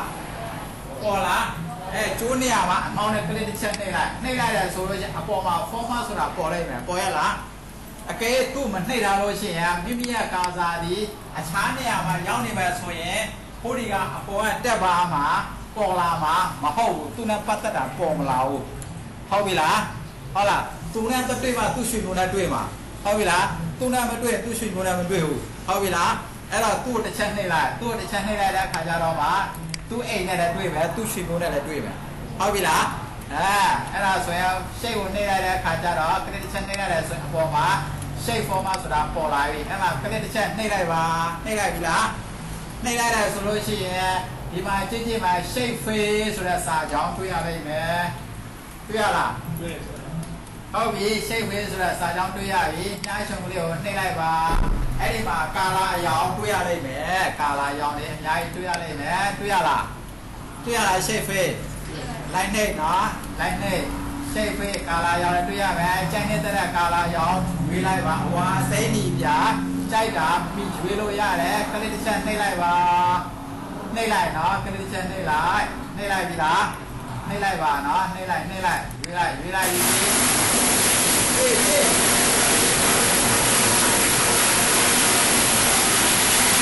ဆက်သွားမယ်အဲ့ဒါဆိုရင်ဒီကာလာဘောင်းမှာကလစ်တစ်ချက်နှိပ်ပြီးတော့ကာလာဆိုတဲ့ shape တွေကာလာနေရာမှာကလစ်တစ်ချက်နှိပ်ပြီးတော့ shape ပြီးမှအရောင်ပြောင်းလို့ရပြီလားရပြီဆိုရင်အဲ့ shape ပြီးအောက်မှာကြည့်ပါဦးဒီမှာ picture ဆိုတဲ့စာကြောင်းတွေ့ရလားpicture ဆိုတဲ့စာကြောင်းတွေ့ရတယ်အဲ့ picture ဆိုတဲ့စာကြောင်းနှိပ်ပြီးတော့အခုနကလိုပဲဓာတ်ပုံတွေပြောင်းလဲလို့ရတယ်နော်ကာလာစားပါကာလာမထည့်ပဲနဲ့ဓာတ်ပုံရွေးထည့်လို့ရတယ်နှိပ်လိုက်ပြီးတော့ walk off line ပေါ်လာပြီခုနကလိုပဲကိုကဓာတ်ပုံသွဲရွေးဟုတ်ပြီလားဓာတ်ပုံသွဲရွေးတော့ကိုချမ်းနေတဲ့ဓာတ်ပုံမှာကလစ်တစ်ချက်နှိပ်ပြီးတော့ဒီမှာ ကိုကအင်ဆက်လို့နှိမ့်လိုက်အဲ့ဒါဆိုရင်ရောက်လာပြီကိုကချုံချက်ကိုကြိုက်လို့လို့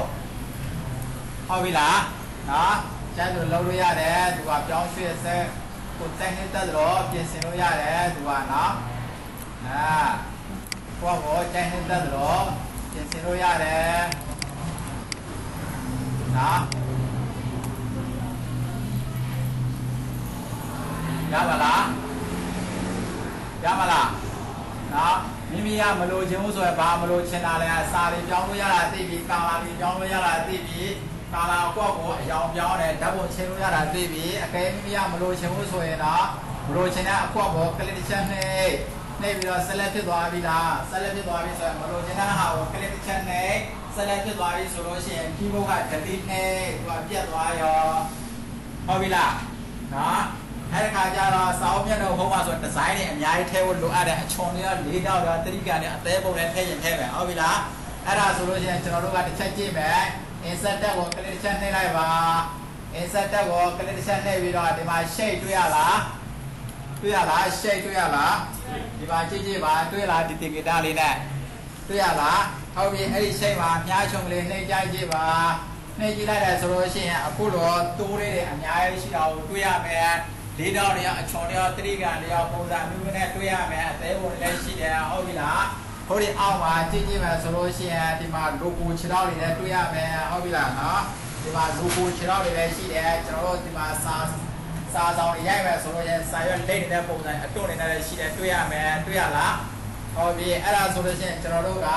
ဘာဝဲနှိမ့်နှိမ့်အားလုံးကအသုံးပြုနေကအတူတူပဲဟုတ်ပြီလားကလစ်တစ်ချက်နှိမ့်လိုက်ကလစ်တစ်ချက်နှိမ့်လိုက်ပြီဆိုလို့ရှိရင်သူကအပေါင်းပုံစံလေးပါလာခဲ့မယ်ဟုတ်ပြီလားအပေါင်းပုံစံလေးပါလာခဲ့တယ်ဆိုရင်လက်ညှိုးနဲ့တစ်ချက်တောက်လိုက်ရုံပဲ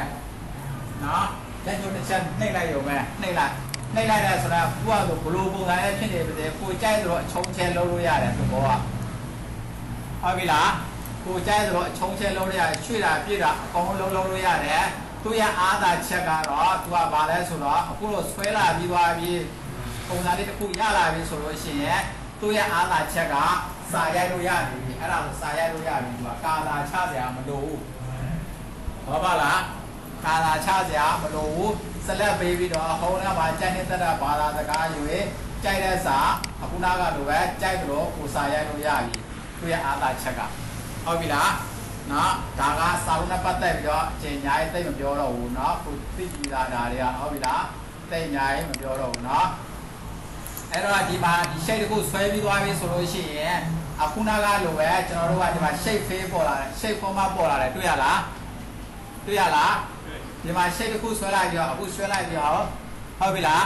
အချုံချဲတွေလောက်ပြီးသွားပြီဟုတ်ပြီလားလောက်ပြီးသွားပြီဆိုလို့ရှိရင်ကျွန်တော်တို့ကဒီမှာ shape format ဆိုတာပေါ်လာတယ်တွေ့ရလားတွေ့ရလားအပေါ်မှာတက်ပါမှာကြည့်ကြည့်ပါပေါ်လာရဲ့လားပေါ်လာရဲ့လား format ဆိုတဲ့တက်အသစ်ပေါ်လာတာဟုတ်ပြီလားတစ်ချက်နှိပ်လိုက်တဲ့ခါကျတော့ဘာလဲတွေ့ရတယ်အခုနာကလိုပဲတွေ့ရတယ်ဟုတ်ပြီလားအခုနာပေါ်လာတဲ့ Ruben တွေအားလုံးကအတူတူပဲအဲ့ဒါဆိုရင်ကျွန်တော်တို့ကကာလာပြောင်းလို့ရတာသိပြီဒီနေရာမှာဟုတ်ပြီလားကာလာပြောင်းလို့ရတာသိပြီဘာလုပ်လို့ရတယ်နောက်တစ်ခုကဓာတ်ပုံထည့်လို့ရတယ်ဆိုတာလည်းသိပြီဟုတ်ပြီလားနော်ဓာတ်ပုံထည့်လို့ရတယ်ဆိုတာသိပြီအဲ့တော့အတွင်းရောင်ကိုကျွန်တော်တို့ကမလိုချင်ဘူးဆိုလို့ရှိရင်တော့လိုဖေးလို့လောက်လိုက်ရင်အကြောင်ပြောက်သွားနိုင်တယ်သူကပြောက်သွားလားဓာတ်ပုံမလိုချင်ဘူးဆိုရင်လည်းပဲလိုဖေးလို့လောက်လိုက်အကြောင်မလိုချင်ဘူးဆိုရင်လိုဖေးလို့လောက်လိုက်အဲ့ဒါဆိုအလယ်ကအဖြူအောင်ဖြစ်သွားနိုင်တယ်ဟုတ်ပြီလားရရလားလိုဖေးလို့လောက်လိုက်ရင်အဖြူအောင်ဖြစ်သွားနိုင်မယ်အဲ့တော့မိမိကဒီမှာဘောင်လေးရှိတာဟုတ်ပြီလားဘောင်ရှိတာအဲ့ဒီဘောင်ကိုအယောင်ထည့်ကျင်တယ်ဆိုရင်တော့အောက်ပါရှိတ်အောက်လိုက်ဆိုတာရှိတယ်တွေ့ရလားရှိတ်ဆိုတာကဟောဒီဒီလောက်ကောက်ကိုရှိတ်လို့ခေါ်တယ်အောက်လိုက်ဆိုတာကအပြင်အနာကော့တိုင်းအယောင်ကိုပြောတာဟုတ်ပြီလားအဲ့ဒီမှာရှိတ်အောက်လိုက်ကိုတစ်ချက်နှိပ်လိုက်ကြည့်ပါအဲ့ဒီမှာအထူပါတွေကိုစိတ်ကြိုက်ရွေးလို့ရတယ်သူကအထူပါစိတ်ကြိုက်ရွေးလို့ရတယ်သူကအထူပါရွေးလို့ရဆိုအဲ့အထူပါကိုလည်းပဲဒီမှာကာလာရောင်တွေကိုထည့်လို့ရတယ်နော်အထူပါရွေးပြီးရင်အဲ့ဒီမှာကာလာရောင်ကိုရွေးဟုတ်ပြီလားနော်ရွေးပြီးတော့သူ့ကိုရွှေ့ပြီးတော့ကိုထားခြင်းတဲ့နေရာမှာဝတ်ထားလို့ရပါပြီဒီလိုလေးလည်းသုံးချင်ရင်သုံးလို့ရတယ်သူ့ဟုတ်ပြီလား နော်ဒီလိုလေးကိုထည့်ချင်တယ်သုံးချင်တယ်ဆိုလို့ရှိရင်ဒီလိုလေးထည့်သုံးလို့ရတယ်နော်အဲ့ဒါဆိုရင်ပုံလေးအများကြီးကိုထည့်လို့ရပြီနော်ရပါလားနော်အဲ့ဒီမှာရှိတ်တဲ့ကနေပြီးတော့တိုးတွေအများကြီးရှိတယ်ဆွဲပြီးတော့ဒီရှိတ်တဲ့မှာ insert တဲ့ကရှိတ်တဲ့မှာတိုးတွေလေးထောက်တွေသတိကနဲ့အချော်တွေအားလုံးအသုံးပြုနည်းကဒီတစ်ခုရရင်ဂျာတာအားလုံးသုံးတာအတူတူပဲနော်အဲ့ဒီ line ကိုလည်းပဲဒီမှာ line ကိုလည်းပဲဒီမှာ format ထဲမှာဒီမှာ shape outline ထဲမှာအထူပါရွေးလို့ရသလိုပဲမိမိအဆက်ဆက်လေးနဲ့ရွေးချင်တယ်ဆိုရင်လည်းအဆက်ဆက်ကလေးနဲ့ရွေးပြီးတော့ထည့်လို့လည်းရတယ်ဟုတ်ပြီလားနော်မရလားဟမ်